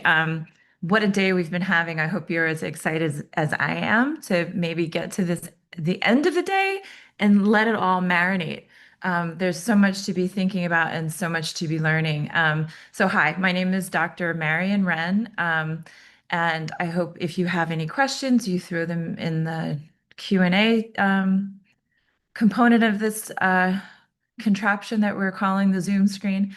And I hope you enjoy some of the questions I'm about to ask in a talk that's designed to sort of take you backstage on the creation of the writing program at NYU Abu Dhabi. And the sort of overarching thing that I've grown really interested in is how the word authenticity creeps into how we talk about how to detect plagiarism, right? And what it means to be an authentic author, what it means to be an authentic thinker, authentic reader, authentic writer. And I start with a cartoon. This has made its way around the interwebs for many years. I first came across it as a student in my graduate studies. I studied with Neil Postman, Todd Gitlin, Mark Crispin Miller, at NYU in New York in a program that is now called Media, Culture, and Communication, but was once called Media Ecology. And I love this joke, right? Morning boys, how's the water? What the hell is water? We are swimming in AI in ways that we barely recognize. And when we think about generative AI, we seem to recognize it and panic. And what I hope to argue by the end of this brief talk is actually part of the joke here flips, right? At the moment, the joke is that the older grumpy fish, at least he knows what the medium is, right? It's water, even though you can't see it. It's the younger fish that don't know what the water is or what the water is doing. And doesn't that just make you think a little bit about the world we're in right now? It's the younger fish who actually have a much more intensified sense of how the water around us may or may not be boiling us like frogs in a pot. And I think that's how some faculty feel. They have no choice, and they're in boiling water. AI is upon us. What choices do we have in this world of what Dr. Sarah Eaton calls post-plagiarism? So if you're going to take a picture of this slide, right? Because this is Dr. Sarah Eaton's brilliant roadmap for what she calls the 6 tenets of post-plagiarism. And she focuses on writing in the age of artificial intelligence. And she's really interested in academic integrity. But this slide, she's actually thinking about academic integrity, co-creation, and writing. And I just would love for you to sit with it in light of this little comic strip symbol of the way our mediated ecology has shifted, right? So for Dr. Eaton, language barriers disappear when we're co-creating with AI. Human creativity is enhanced. Hybrid human AI writing will become normal. Let that sink in, right? Humans, what can they do? They can relinquish control, but not responsibility for the writing that gets produced and circulated. Attribution remains important, as always. And I think this is something I realize as a teacher of writing, that in our writing classes, we always ask students to acknowledge through citation styles what sources they've used, but we've also started asking them to acknowledge the resources that they're using. And then finally, the historical definitions of plagiarism no longer apply. And I think she's so right about that. What are we talking about when we talk about students cutting, pasting from AI? That's not actually plagiarism unless you fully personify the machine, right? Because it's not an author, but it is, as a large language model, reading authors in order to fulfill the sequence of the algorithm. So let me give you another minute with this. Oops, I lied to you. I said, let me give you another minute. I went immediately to the next slide. Now I'll go to the next slide, because one of the things I like to do is think around this post-plagiarism world. Ship has sailed, AI is with us. It's not useful for us to be thinking about plagiarism in any conventional sense. What we should be thinking about, or what we already are thinking about, is authenticity, authorship, the sound of student work, when the student may or may not be co-creating with AI. The student wants to sound like they belong in the university, and they're under the pressure of other university classes, and they're being sold a notion of AI as a solution to so many problems. So what is the university to do? What are academics and scholars to do? Well, one thing is to adopt an AI literacy framework and trust that part of the work that we do is teach students to be alienated from the medium in which they're swimming, right? So how is it that you can be AI literate, meaning understanding the ways in which generative AI impacts you, the way these products are being sold to you, and how can you think with them rather than being replaced by them as a thinker? And, I borrowed this framework from Stanford University, and it's sort of influenced a lot of the thinking in the field of writing studies. And this AI literacy framework has been circulated by our librarians, especially at NYU Abu Dhabi. So the 4 points are functional. How does AI work? Ethical. How do we navigate the ethical use of AI? Pedagogical. How do we use AI to enhance teaching and learning? And rhetorical. How do we use language to achieve our goals? And I sort of want to wrap the whole thing with critical thinking, right? And perhaps wrap the whole thing with, what is it we do in a first-year writing seminar? We teach critical thinking, and now we have to do so through critical thinking about these tools. And what are these tools doing? They're impacting the way we teach writing. They're impacting the way we talk about writing. So if you want to keep tabs, most of the questions I'm going to ask are about writing, and most of the answers are about writing. What am I talking about? What is the problem that generative AI is designed to fix? And I'm thinking specifically about first-year writing seminars, writing in the university, writing across the curriculum. How is it that students see AI as a solution to a problem that they face? And what is the problem that AI is designed to fix? Writing. It's the writing you don't want to do. It's the writing you don't want to read, right? And this is true for professionals in corporate worlds as well, right? I think there's a sense that the algorithm can make you work faster, be faster, read faster, write faster, even when you don't necessarily feel like you're comprehending what you need to comprehend, or that you have the time to dwell on the writing or the reading that you're being asked to consume. So the promise, and I took this little screenshot from, I think it was a Mac commercial, an iPad commercial called Crush. You might know it. It's worth a Google, and it's all these sort of artifacts of culture that get squished. And then when the machine opens back up, you have this tiny little iPad, and the backlash was swift and immediate, right? Folks don't want their culture erased, right? They want to celebrate their culture. And so I give you this little panicked squishy ball because, in some sense, classic advertising models identify a problem and then offer the brand as a solution. And most ads for new technologies promise speed, efficiency, and success. Our students are swimming in these promises. And then when they get to the university, they're confronted by a different set of rules inside universities.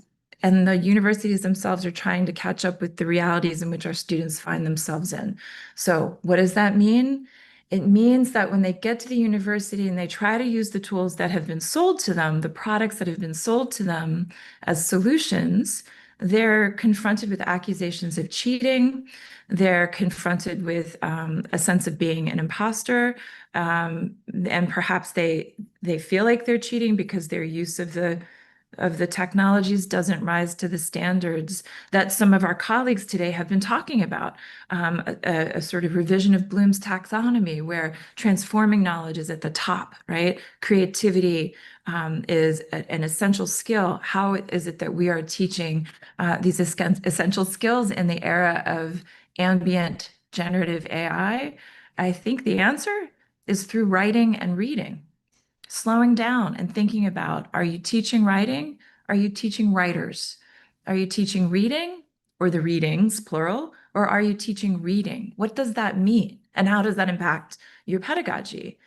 So excuse this big giant chunk of text on the screen. I know that breaches all of the sort of PowerPoint conventions, right? That we're not supposed to use too much text, but bear with me. I think with great compassion for students who sit down in universities on the first day in their first year writing seminars and try to speak with authority. And the author David Bartholomew in 1983, so this goes back a minute, penned this essay called Inventing the University. And I want to share it with you because I think it's still apt, and it's pointing at something I think our students are facing when they come to our schools and try to write.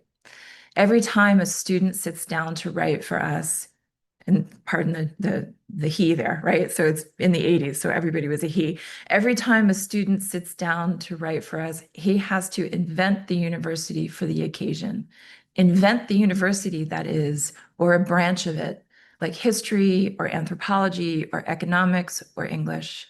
The student has to learn to speak our language, to speak as we do, to try on the peculiar ways of knowing, selecting, evaluating, reporting, concluding, and arguing that define the discourse of our community.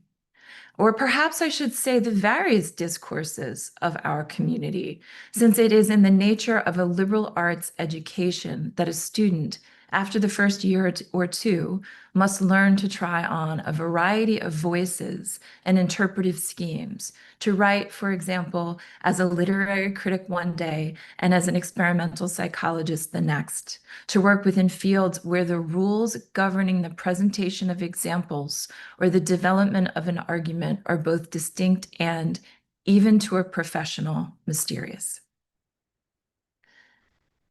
I want to pause on that and ask you, wherever you are, to take out a pen or a piece of paper and jot down maybe a key word here, or jot down what you think the liberal arts are supposed to be and do.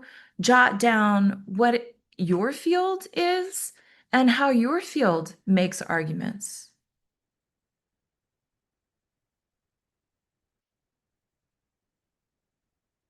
And I'm just going to be quiet because that is a little bit of an imitation of a classroom moment where you share an important piece of text, you read it with the students, and then you ask them to make sense of it with a pen in their hand.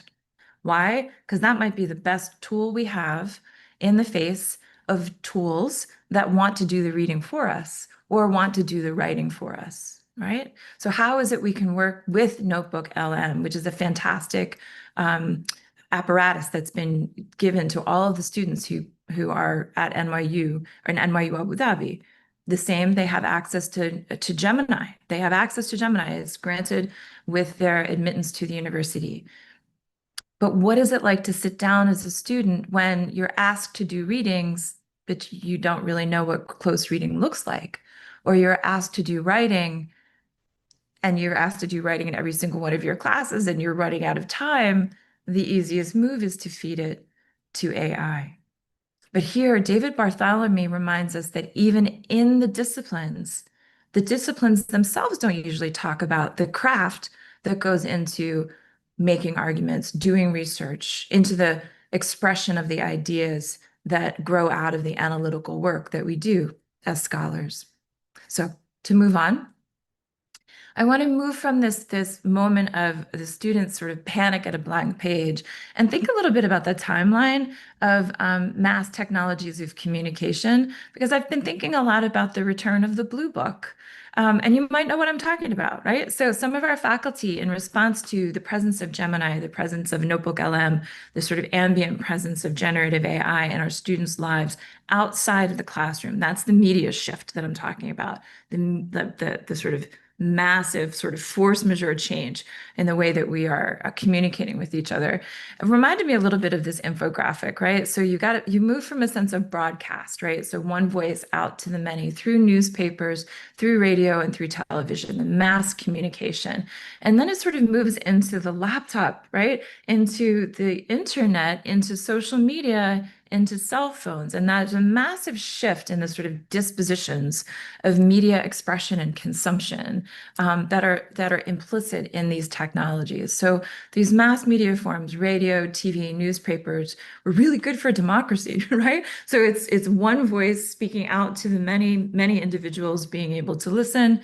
And then that sort of, end of the 20th century, beginning of the 21st century shift into participatory social media, right? And so you get this movement into what feels like participation in the medium, that you're both a producer and a consumer of the media form. And now we're in this other mode of co-creation with chatbots, co-creation with generative AI, with devices and technologies that we haven't yet imagined yet that are sure to disrupt us in the near future. But that co-creation sets us up for an experience of what I would call inauthenticity, right? What does it mean to co-create with a machine? And how does that either amplify or erode the student's voice? Because it's an inversion, I think, of the mass media form of one voice out to the many. The large language models are scraping data, right? They're taking in so many voices and they're flattening it to a singular voice that sounds like, either your drunk uncle on one hand recommending that you should read Foucault, or someone who only knows how to write a 5-paragraph essay as the only form of communication with a voice like a cheerful co-pilot. I wonder about that, right? How is our students are reacting to the sound of the voice of the algorithms, right? And I know that I'm anthropomorphizing, but voice is a really important component of the talk I'm sharing with you. So we know that AI, generative AI, was perhaps conceived to solve the problem of reading and writing. But what are the problems generative AI creates for readers and writers, both in the academy and outside of the academy? And I'm sure you can think about some examples on your own. But I want to talk about what it means for writers in universities, and it's triggered a massive policy panic. I'm sure you've felt it at your universities as well, right? It's sort of a given that all students are cheating, right? Or at least that's the sort of faculty apprehension, and I mean that in every mode of the word apprehension.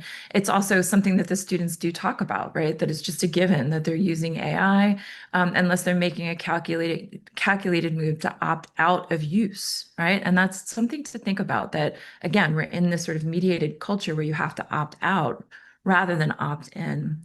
And I wonder what the story is at your university. So maybe when we have a chance for the Q&A, you might want to chime in about this. How is it that the policies of your university are helping to de-escalate the panic around this? Or have the guidelines emerged yet or not? Maybe they haven't. I know at NYU Abu Dhabi, we're busy thinking reflectively about this. We don't have deep faculty consensus, but I think the ambivalence around these new technologies is actually a strength, because the ambivalence means we're thinking critically about the risks and rewards of AI use in a way that keeps us human-centered and student-centered as we preserve the disciplines. So again, the problem of writing is actually, I think, the solution. So I met yesterday with a student who's doing a research project on how faculty are using new devices or new tools for creating AI proofing their student assessments. And we were talking back and forth, and I said, no, you know what? I think writing is both the thing that got seen as a problem for students to have to fix, right, is actually the very solution to the problem of disruption, right? Of technological disruption. So I give you this, this invitation to think about how writing fits in your classrooms. Are you a writing teacher, right? Or are you teaching with writing? Are you both? And that question, are you teaching with writing, is something that the author John Bean has written about for ages. In this great book, for instance, is called Engaging Ideas. And I often hand it to new faculty at NYU Abu Dhabi or new writing instructors who work with me because I want them to see that though you might identify writing studies as your field, writing across the curriculum is really the exciting move for faculty who don't identify as teachers of writings to adopt. Why? Because every day can be a writing day. How do students get better at writing? By writing. So if every day is a writing day in some way, and it might look as simple as, oh, I don't know, 5 minutes at the end of the session, write down 2 things you're still thinking about, 1 thing you want to ask a question about. Or at the start of the next session, what's 1 thing you remember from the prior session, right? And you're getting them into this reflective mode that moves the information into memory, short-term into long-term memory. And maybe the thing that transfers is that they can use writing to study. So that's not a specialized tool other than being built on a culture of literacy, right? You don't need an app for that necessarily. You can write and you can build writing into your classrooms. So I give you John Bean, Engaging Ideas. And I give you also the backstory at NYU Abu Dhabi. So when we started 12, 13 years ago, one of the things that we did was ask our faculty how they teach writing in their divisions, in their disciplines, and then how they were teaching writing or thinking about student writing in our core curriculum. And these are the questions that we asked. We asked them to think about what is good writing. We asked them to think about what good reading is. And what that means, it means what are the sources we should be assigning in the classes that we mount at NYU Abu Dhabi? How do we sort of destabilize a colonial curriculum? Or how do we make sure that students are reading the best of what is thought and said? And then we asked them to think about how these things relate. What's the relationship between the writing that you're asking students to do and the reading that you're asking students to do? And more importantly, thinking back to that question about good writing, that is a question about aesthetic judgment, right? So how do you know what good writing is in your field? And we dwelled on this with the faculty. Like, we asked them to think about their own examples of good writing when they knew the writing they were doing was good.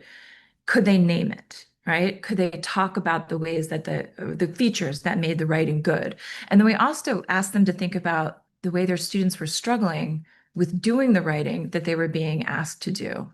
And in what ways were they struggling? And so like the first move there is, and I know you know this, is the thing that you're struggling with is oftentimes the thing that the teacher is valuing, right? So the teacher has to meet in the middle there, right? And has to teach the thing that they value that the student's actually struggling with, which means teaching is messy, right? It's not the first draft is the best draft. It's a messy project of teaching writing and teaching thinking and teaching students to trust that writing is a form of thinking.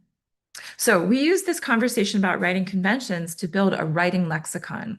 And we also use that writing lexicon. So it was a list of things like, great writing has a motive. It's got a great academic writing. It's got a motive. It's got a thesis. It's using sources in an exciting way. And this is what we value, right? And so we shared that with students. And then we developed grading rubrics that actually mentioned the key things on the lexicon, which we trust, that the faculty were teaching, right, to their students. And this is what our first year writing seminars do, right? It's the only mandatory course at NYU Abu Dhabi. Students come in, we name the things that faculty value, we give them a chance to practice that thing, and then we grade the thing that we said we valued, right? And that holistic experience allows students to, in a really positive way, figure out how to be students in a university that they're engaged in inventing. Now, why is this important for me to talk to you about now? Because I feel like we got to change everything. Not everything, we just need to update it. And we really need to update the lexicon with a language for voice. And what do I mean by that? I mean, voice in the age of AI. I want to create space for students to use the reflective strategies that other folks have talked about to think about how they learn, how they write, what kind of writer they are, and what the sound of their voice is as a scholar. And this means moving away from a sort of embracing tech disruptions to thinking about de-escalating that as continuums, right? Moving away from the reading that you don't want to do, or the writing that you don't want to do, or the writing that you don't want to read, frankly, hello, writing teachers, to writing as a practice to cultivate innovation and inquiry, and to rethink the I of the reader and the writer in the writing seminar, right? So what does it mean to be a student writer today? What does it mean to find your voice in the academy? And finding your voice in the academy, especially during a technological shift, I would be remiss if I didn't leave you with some thoughts about Singing in the Rain, the film from the 1950s, this glorious American classic about a technological shift in the 1920s when talkies, right, first emerged on the scene and changed movies forever. And the film is a celebration of movie making. It's a celebration of folks, actors who had to figure out how to use the new technology and thrive.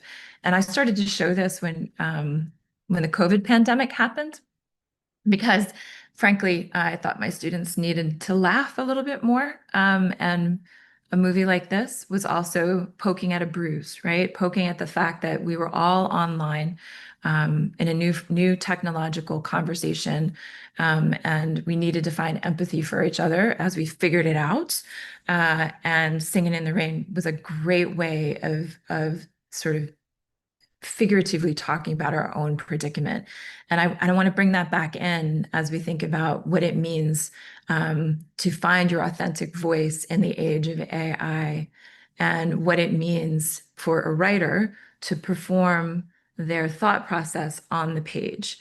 And how is it that a large language model can amplify that or disrupt it? And how do we teach students to find that voice, to make time for that voice, right? Through small exercises that help them to locate a sense of authenticity as a thinker, a writer, a researcher, by acknowledging the resources that they've used, by actually telling the story, of their writing process, if it includes some of the tools that are available to them, that the university has made available to them, because they're interested in passing.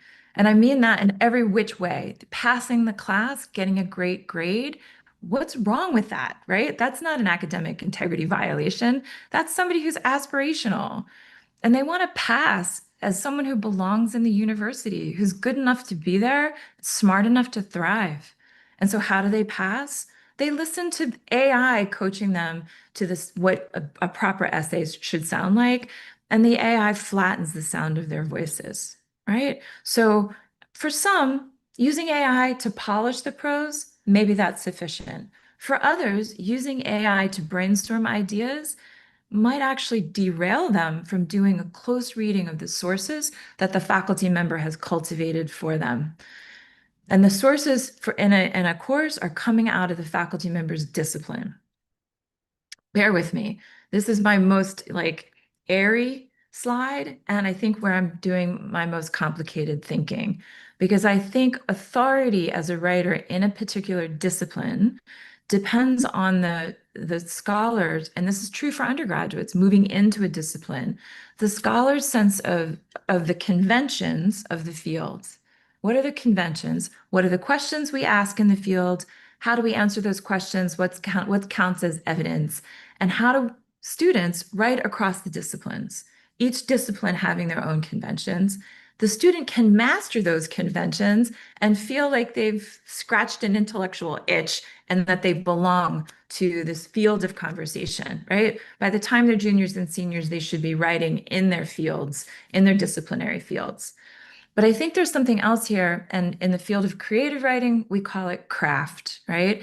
And the craft, although this is true of different disciplines, craft in writing is where the writer's intuition meets a sense of tradition, right? intuition and tradition. So maybe an LM, notebook LM, can help you figure out the rhetorical traditions of a field by reading text swiftly for you. But it's the entanglement of reading and writing, the integration of reading and writing that allows students to practice that sense of intuition for what sounds right on the page, how they can use language to perform their thought process on the page.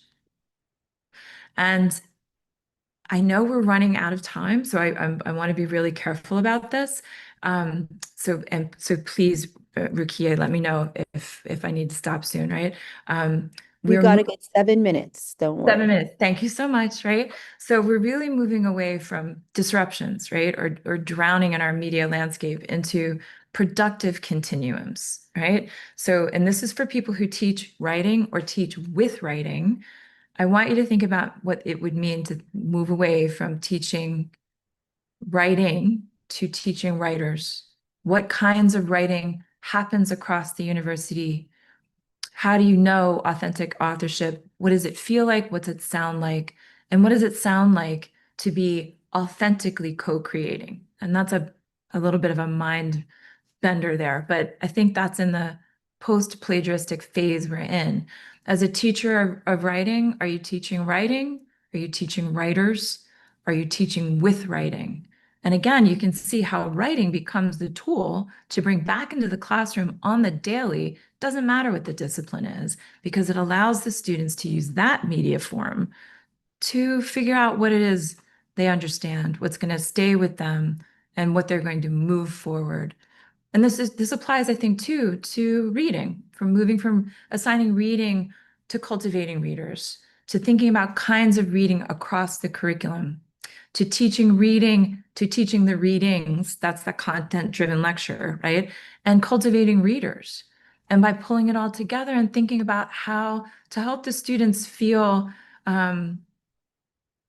like they belong, even though, right, we are all sort of performing ourselves in different ways in different settings in order to pass as experts and folks who can think on the fly in improvisational ways, which frankly might be the thing that transfers out of a university setting where we emphasize critical thinking. So again, perhaps we're in an age of authentic inauthenticity or inauthentic authenticity, right? And let that sink in for a minute, right? If you're co-creating with AI, where is the author's voice in the sentence that sits on the page? And I know there was another scholar today who made a presentation about voice. So I want to point back to that and also encourage you to think about how authenticity, that sense of authenticity, might be an intrinsic motivation for the students if we name it.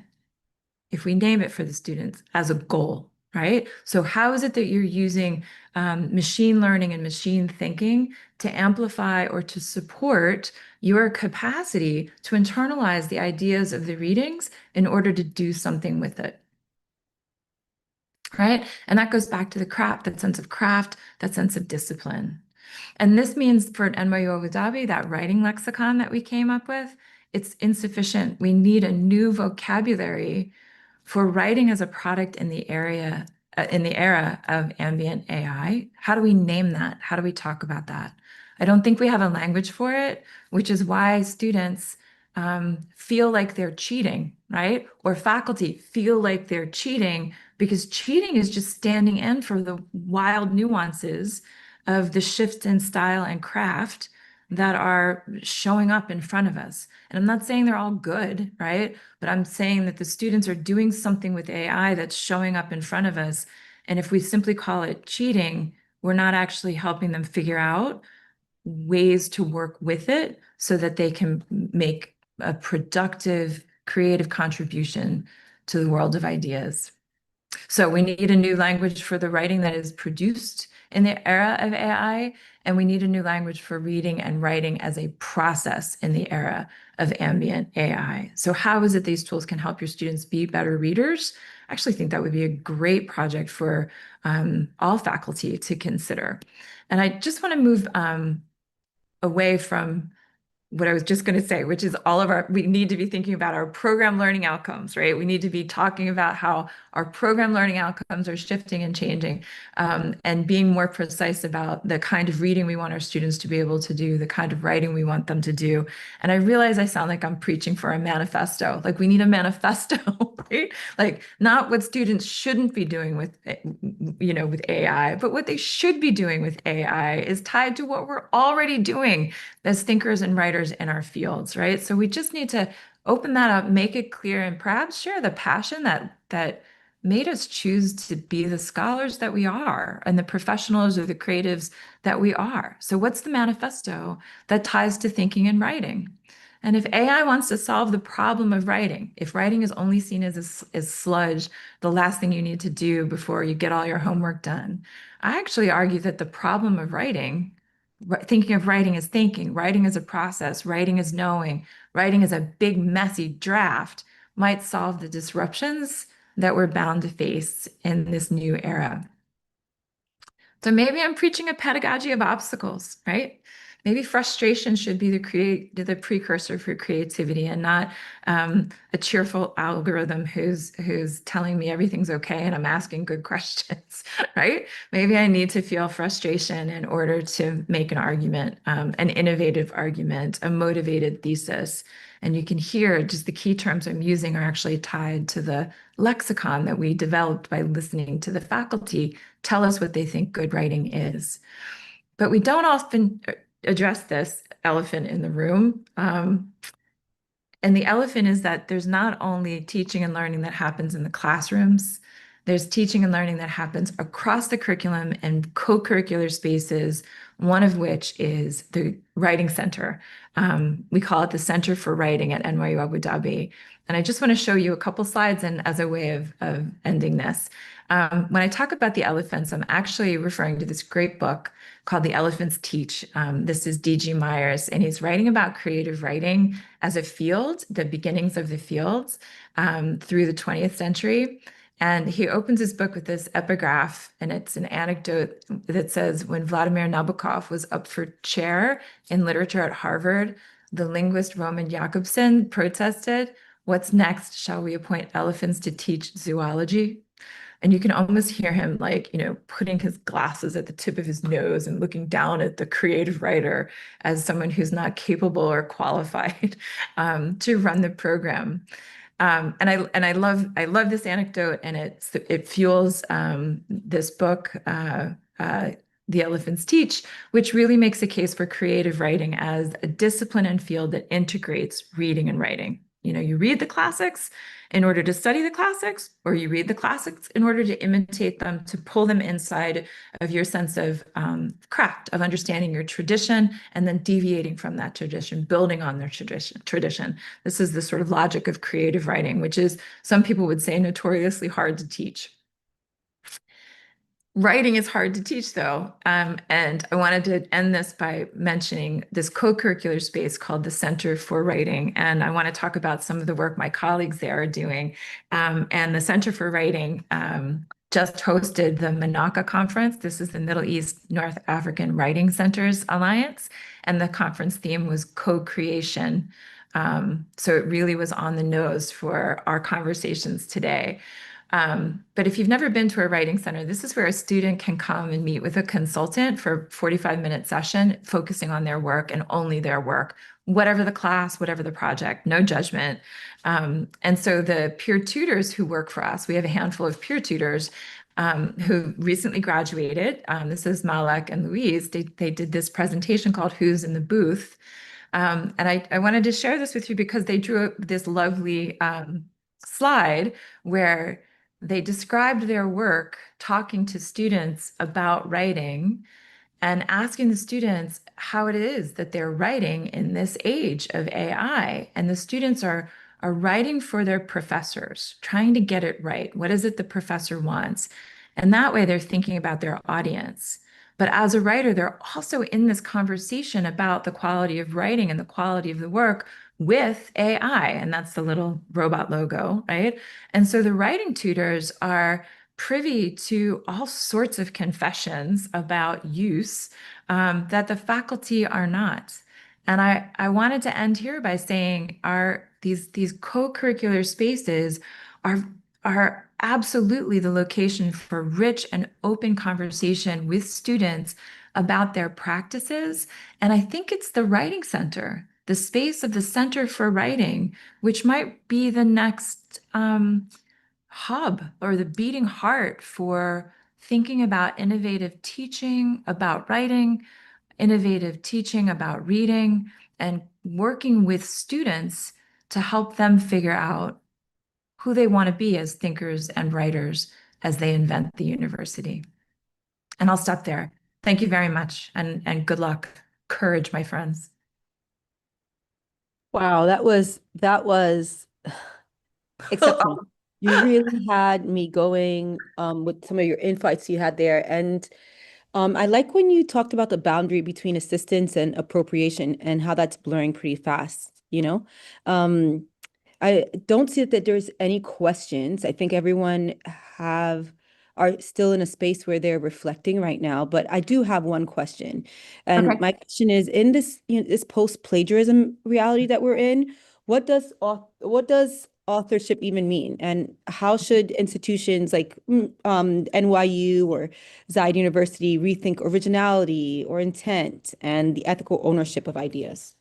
Oh, I think you just named it, right? I think the fact is that we need to rethink it and to have a conversation about it and maybe turn that into the university's manifesto, right? Around like that the value is on creativity, the value is on innovation, the value is on a sense of uh, I'm hesitant to use the word ethical because ethical is so tricky, right? But a robust use of technologies in the service of original thinking, right? And that's not, plagiarism guidelines, right? That's like on the other end of that continuum saying what's possible at a university, what's possible with the liberal arts education or at a Research One that centers student learning.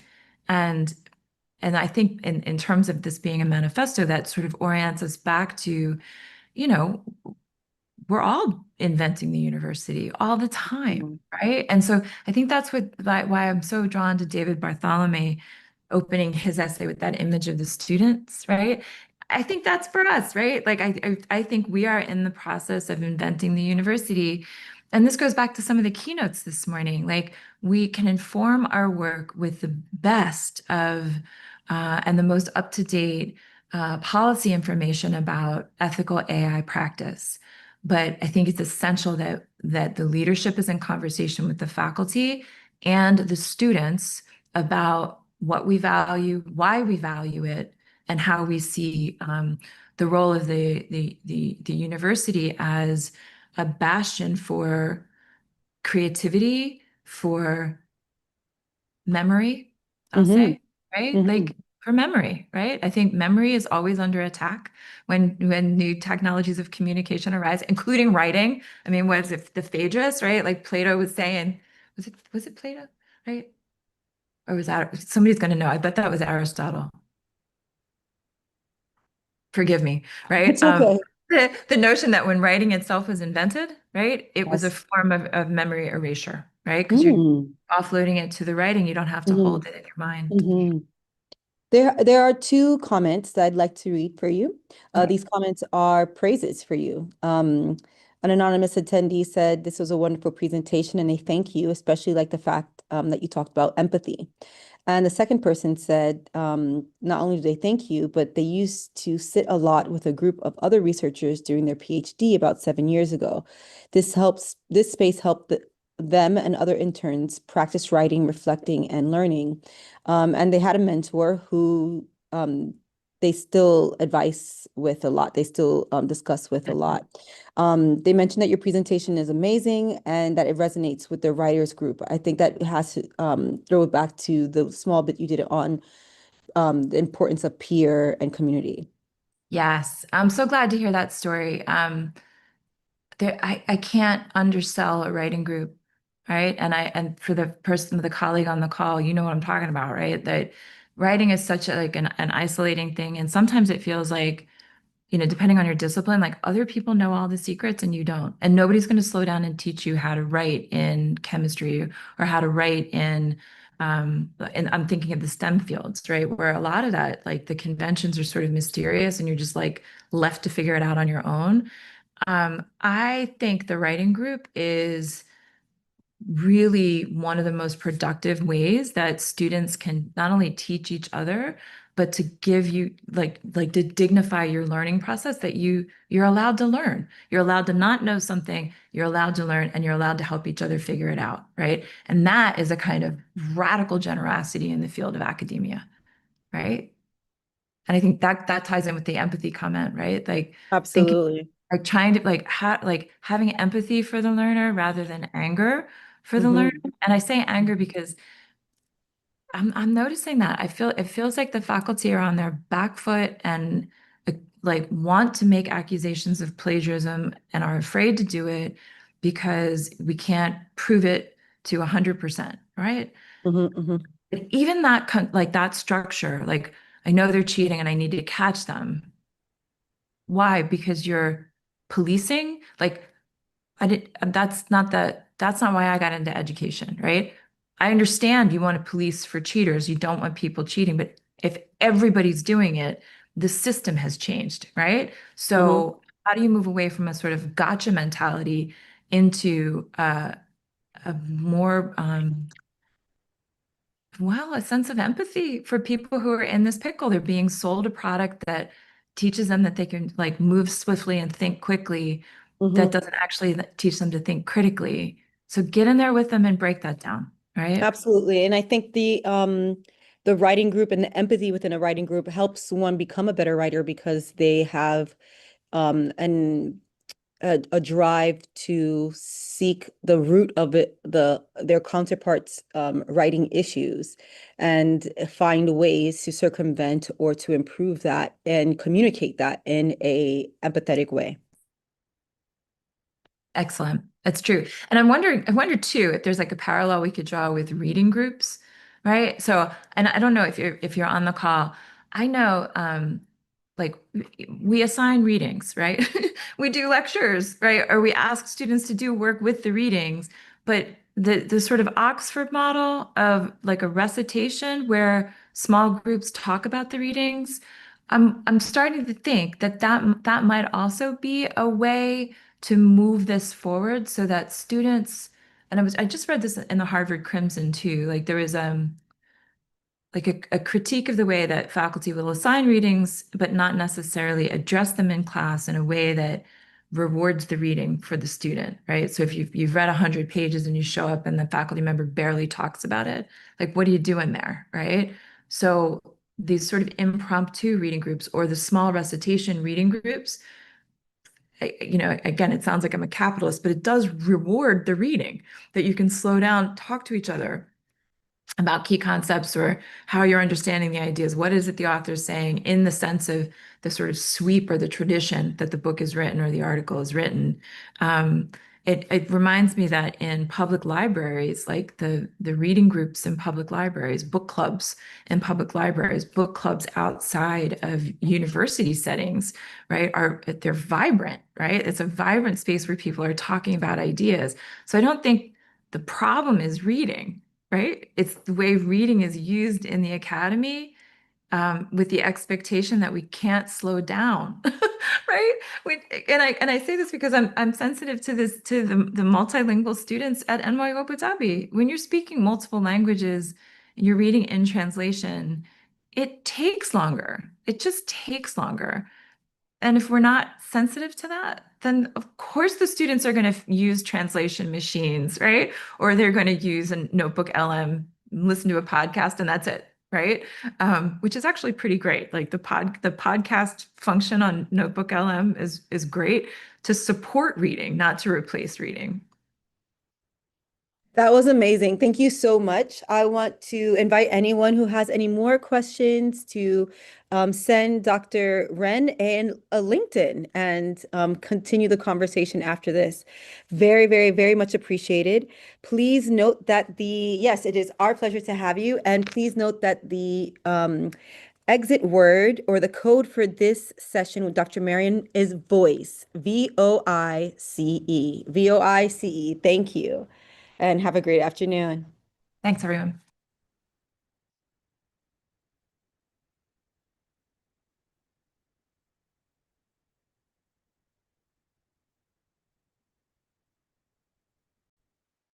Hi, Cameron. Thanks, Marion. My pleasure. My pleasure. And congratulations. What a wonderful you. event. Wonderful. Thank you. Thank you very much. Are you excited? Yeah, good. Good. Cameron, can you start sharing your slides? Sorry, we meant to start 4 minutes ago. Oh, 5 no minutes ago. worries at all. Our No worries. apologies. The conversation was very enriching. Sorry, I'm here to, keep time, I'm afraid. There we go. Great. Okay, are we good? Can you see the presenter No, mode we can or- see your speaker note, so you need to switch views. No worries. Okay. There we go. Okay, note to edit that. Okay, let's go.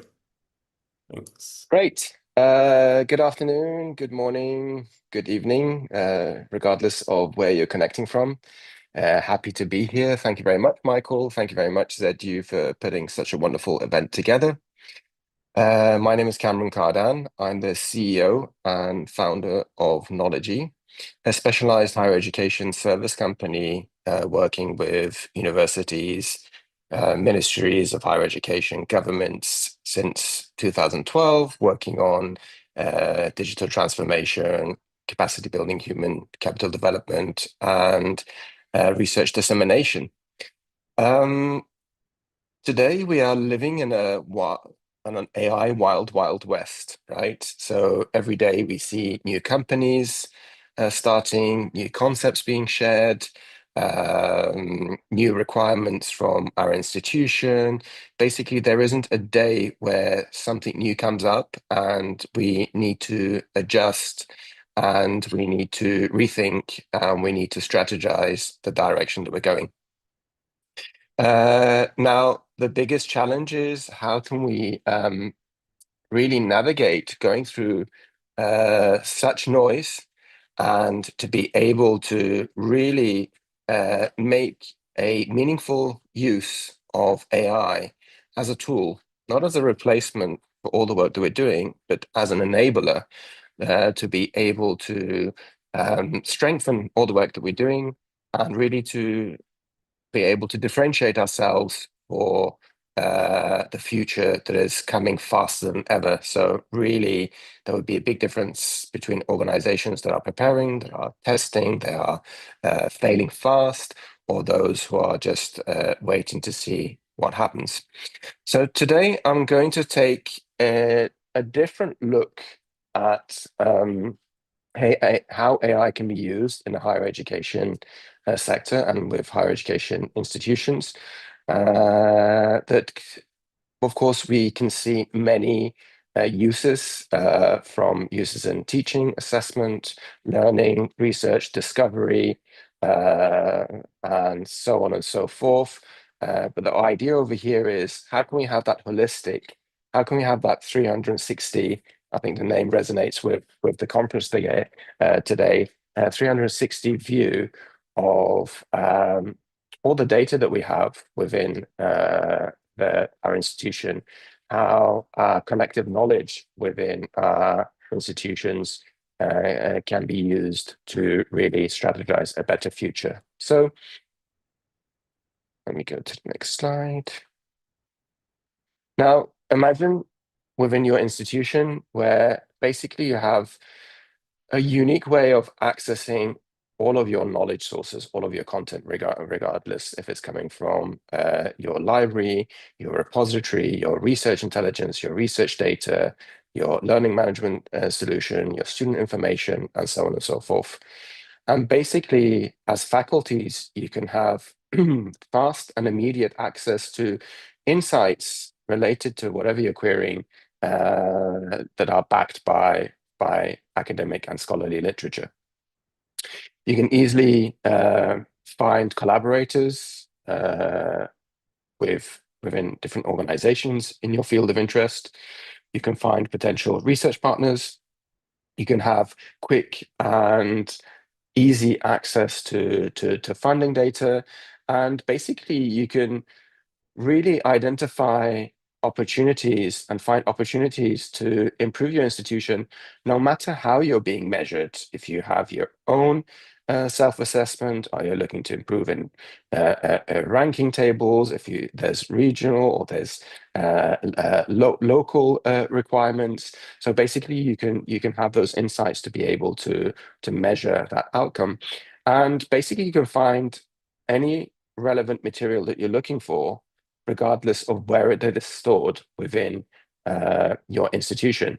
If it's coming from the library, if it's coming from student data, if it's coming from, I don't know, lesson plans, if it's coming from the learning management system, if it's coming from policies, guidelines, the collective history of your institution, you can basically find that material easily. And this is all done by having your data indexed and discoverable. And basically, you can embed this AI assistant anywhere within your institution to answer any related questions. So really, the whole idea is, regardless of the individual applications within faculty for teaching, for research, for assessment, for student retention, for recruiting, the list goes on and on. This is a long list of applications that we see today. Actually, we were hosting a higher education summit a couple of months back at Khalifa University, where we hosted most of the UAE university leaders at Khalifa University. It was the AI Future Summit. We had various applications experts coming together and sharing their best practices. We had ministries, we had the Ministry of Education, the Undersecretary for Higher Education from the UAE. So it was really fascinating to hear about just how advanced, especially us living in UAE at the moment, because we all know that UAE as a country and in terms of AI readiness is really in the top ranking tables. UAE is launching large language models. It was the Falcon, then it was the K2. There's another new one that recently Mohammed bin Zayed, University of Artificial Intelligence, have launched, and all with various applications. We see AI being used at the government level. We see rollout of an AI literacy program, the first country to have an AI ministry, AI university. So many examples are following, and we're very fortunate to be within this country and in this sector, and to have the freedom to really experiment and harness the use of this technology. So really, we're looking at how we can use AI as a different game changer, as an enterprise, as an organizational assistant.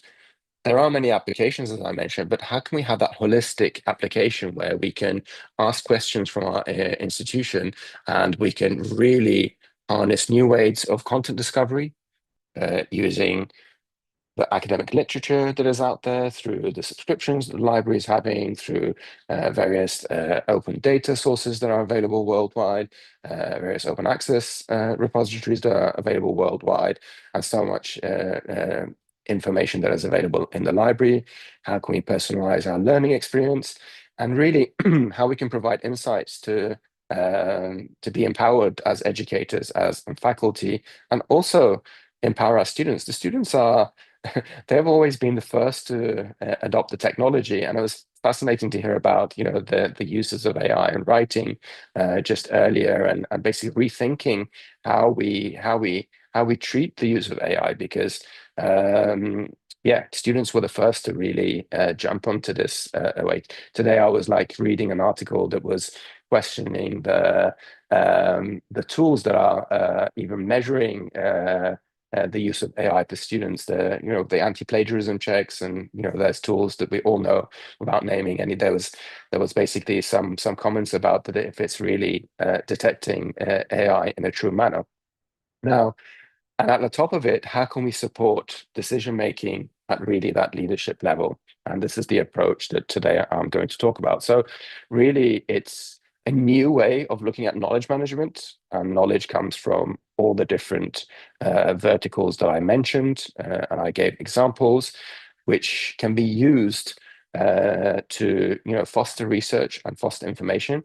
As I said, like having imagine if there is a faculty looking to apply for a grant management for a grant on a specific topic. What other policies and guidelines are related to this for a grant application within that person's university? What are the different funding bodies available? Are there any tools or tips or training that can be provided to write a successful grant application? How can I use that to foster innovation? How can I turn that into a company, a startup? So all these questions and all this provided through this enterprise assistant, which at the end of the day, it really supports a real data-driven decision-making at the university level. Now, I'll talk about some of the considerations that we need to have when choosing any tools, regardless of the application, and then I'll give more solid examples of how this has evolved into what we're doing. Let me just check on time.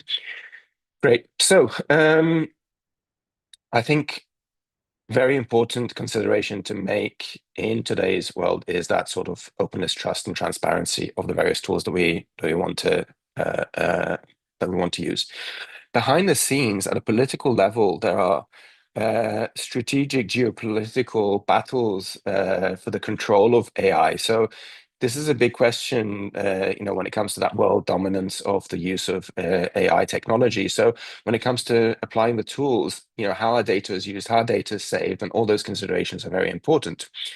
Are the tools that we're using really taking care of that equity and any sort of biases that are there?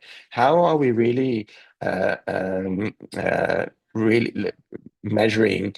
How are we making the tool accountable? And what's the human oversight and insight? Where is the human element in this particular tool? So it's very important to have human-centric AI tools that are used.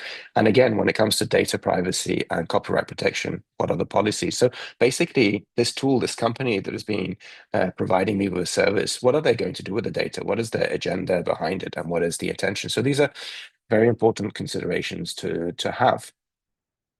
Now, of course, there are other considerations when it comes to sustainable AI, energy efficient, and these are really long-term questions to be asking, and whether, for example, the entities are really making steps in order to in these directions. And I'm sure you've all heard the comparison that a single prompt is like 16 the power that is used for a single prompt is equal to 16 Google searches, or so on and so forth. So that long-term environmental economic impact is really, really important. I was at the GCD conference in Istanbul, and there was a talk from a data scientist from one of the universities in Canada regarding the implications of data centers, and basically how is that fitting into the whole concept of urban planning, the water that is used for cooling these data centers, how it can be reapplied. It's really even changing the way that we design and we plan for our future cities. So there's so many different considerations to make over here, and even in our use ourselves. When it comes to compliance, of course, these are important steps that we need to take in terms of the licensing, the personal privacy. More and more, when it comes in a higher education institution setting, that intellectual property is important. If you're doing cutting edge research and you're going through a discovery phase, or you're going through any sort of commercialization, patent registration, or basically that sensitive data, how secure is that data if I'm using AI tools along the way? right? There are many, many examples of when you, for example, type in a question or you add something, personal information into the general models. Basically, that data is then regurgitated and given back to you. Serious considerations from publishers of their content being used to train the models. And then basically, where is the traceability and how can you find the original author or the original producer of that content? And already there's huge conversations around in the publishing world where, for example, as faculty, you are publishing. Yeah, actually, sometimes you even need to pay for that publication in order through APCs for that to be published, and then it's provided for free. Now it's used for AI. The commercial connections tied to that. So what is happening over here? And if, for example, your content is used to train that model, there are many authors that are really protective of their intellectual property, and they explicitly don't want their data to be shared into any sort of AI agreement, which I can see the reason for why. And it's very important, especially when we're talking about training models, because basically that means that, okay, that data is lost, it's trained in the model, and that traceability is almost like finding a strand of spaghetti in a whole, not just bowl of pasta, but a whole pot of pasta. So these are very important considerations to make. Now, what is the solution, and what has been our journey, and how have we reached where we have reached? So the whole idea when we started Zendi was, first of all, to democratize access to scholarly literature, to really remove the barriers in any individual, regardless of their background, regardless of their country, reduce those barriers in accessing scholarly literature.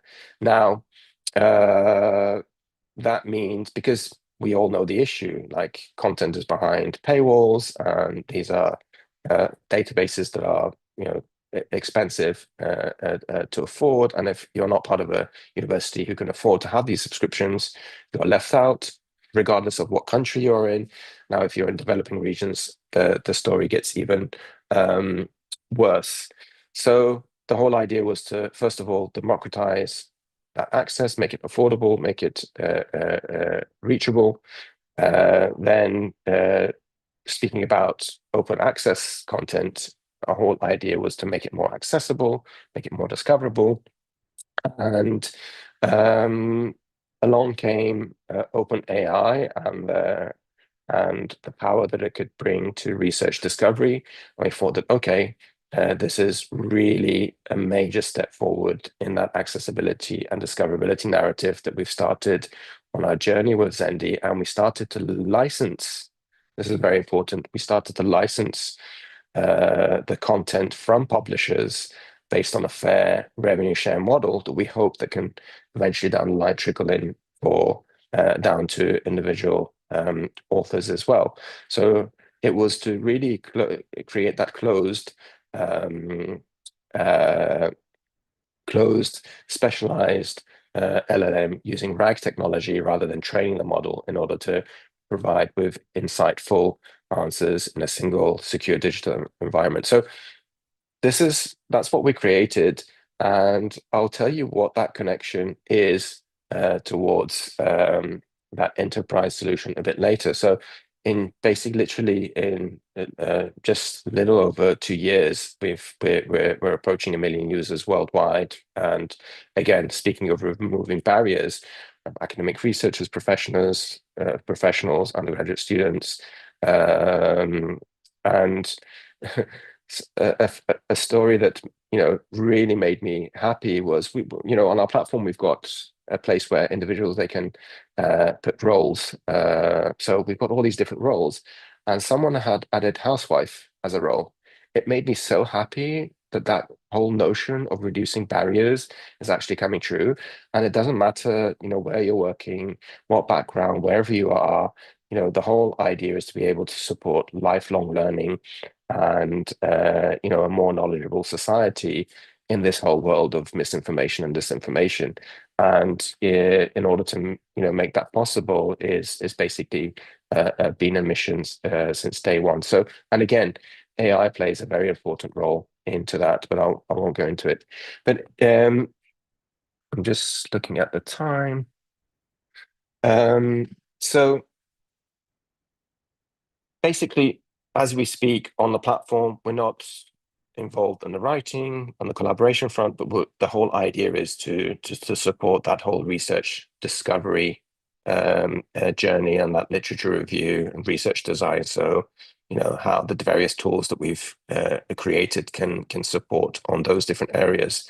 And I'm explaining this to reach to that conclusion of how this can be applied in that enterprise level setting. So Zaya is the Zendy AI assistant, which basically it's like any large language model.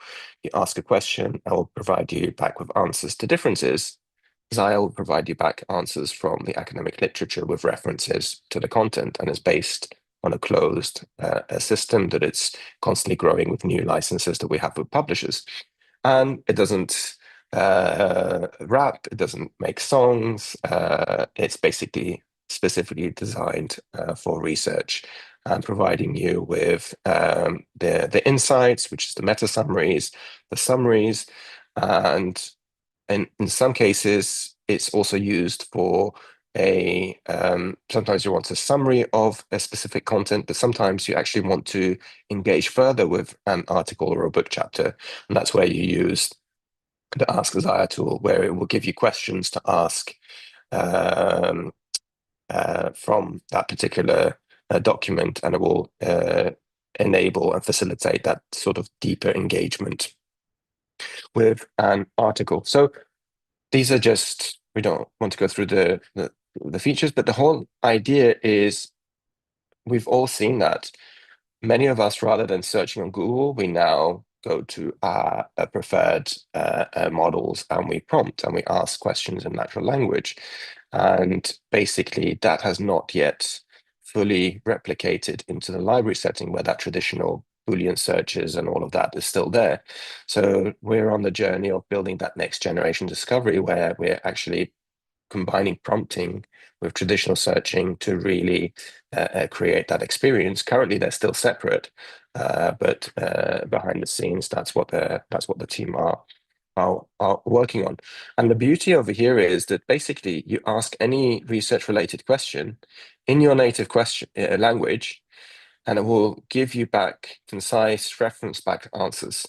So speaking of accessibility is not only access, but it's making... Dr. Tudor, Dr. Cameron, I'm sorry for disturbing you. No. It's the next gen discovery slide, the one that you're discussing right now? Yeah.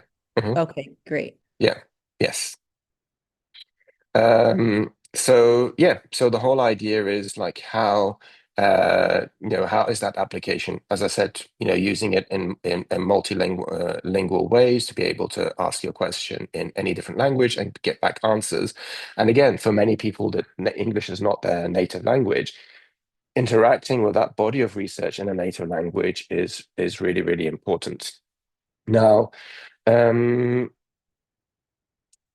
so this is basically the options available for library, but I wouldn't go into it. But the whole idea is, what we can do is we can set up this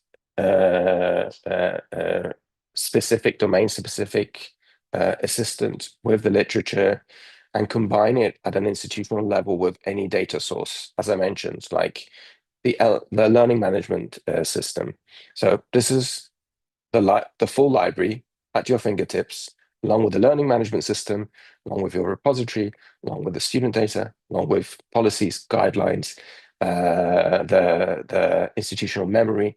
All these different elements can be really factored into that sort of enterprise level integration of the AI assistant, which is really a full evolution of just simply having a chatbot and asking for the timings of the library, or when does the academic year start. All of that can still be possible, but the whole idea is to bring that world of insights and that knowledge at your fingertips, that regardless of your interaction and the level of interaction, you still get back that clear, traceable, referenced back content, regardless of where it's coming from. And we're having so many different applications from it as we speak, from publishers wanting a discovery layer through an AI assistant on top of their content, to libraries, library libguides, specific databases, to really at a government level using access to literature for evidence synthesis and basically evidence-based policymaking. So really, we're just at the beginning, and the applications really depend on the institution. So we're more than happy to sit down and have conversations and to really see, how your particular institution can be used in this environment. And it's basically combining that whole intelligence gathered from the individual uses and all the different applications that are used, but putting that layer on top of all the data sources that a university has at its fingertips that can be used for the reasons that I mentioned.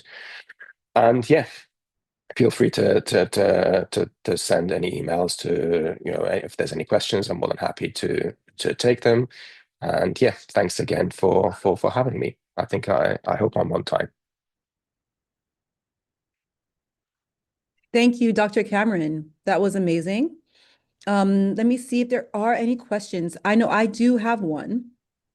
My question, if I can ask, if that's okay. Oh, sure. So you mentioned that universities are rapidly adopting AI. It's like their backbone for their operations. But from your perspective, what are the most critical risks or blind spots for institutions that must confront to ensure AI enhances human expertise rather than quietly restructuring it?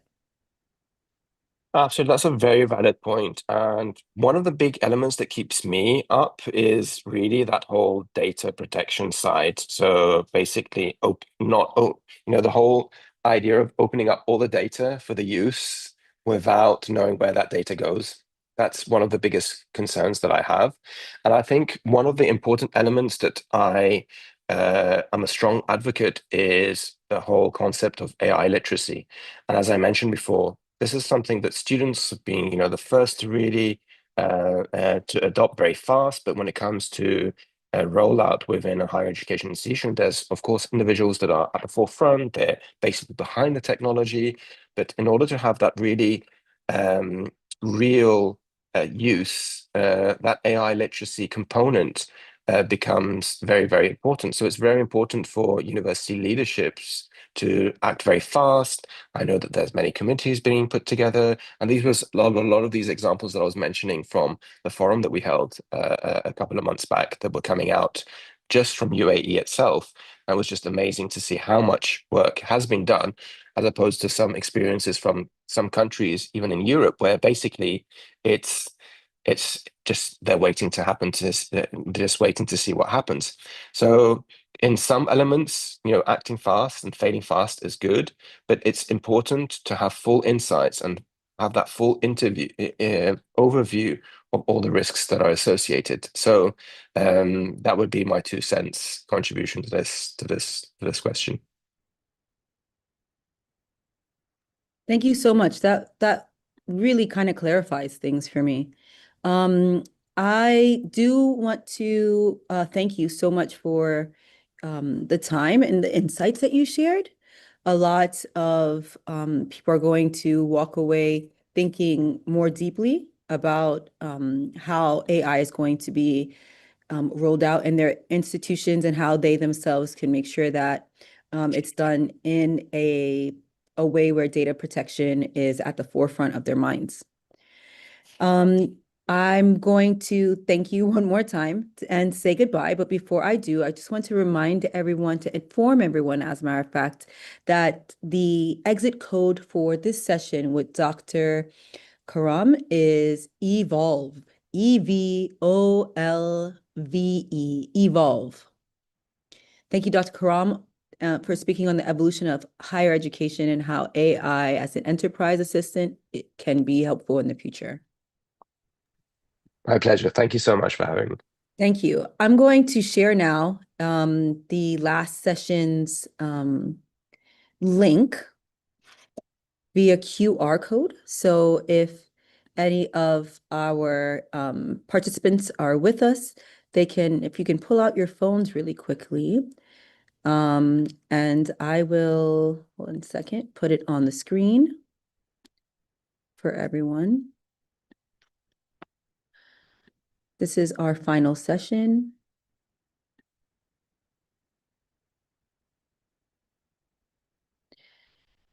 And here we go. We are going to, let me just share this now. Share.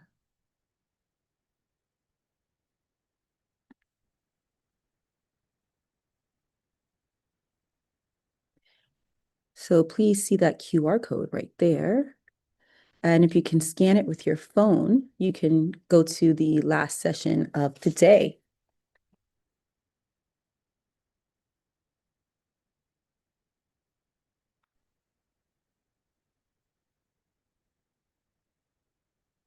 Thank you.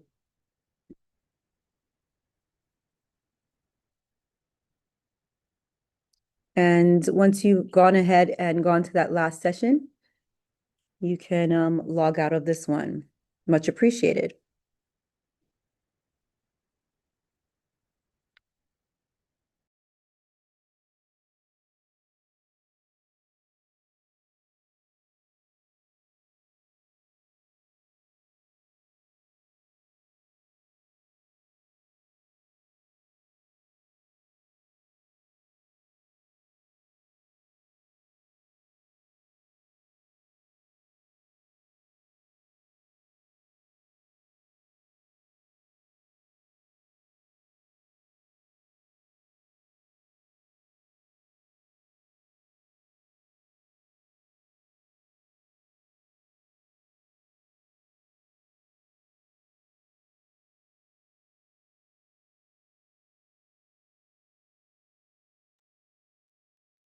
Thank you, Safa and Lisette and Dr. Mohammed, Anika, Aditi, and Abdulrahman. Thank you so much.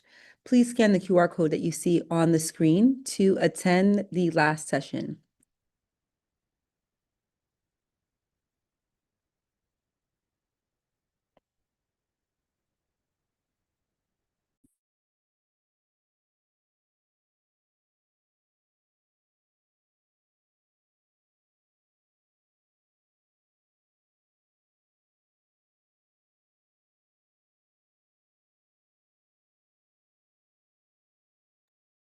Again, Abdulrahman, Anika, Dr. Mohammed, Lisa, and Safa. Please feel free to scan the QR code that's on the screen to take you to our closing session.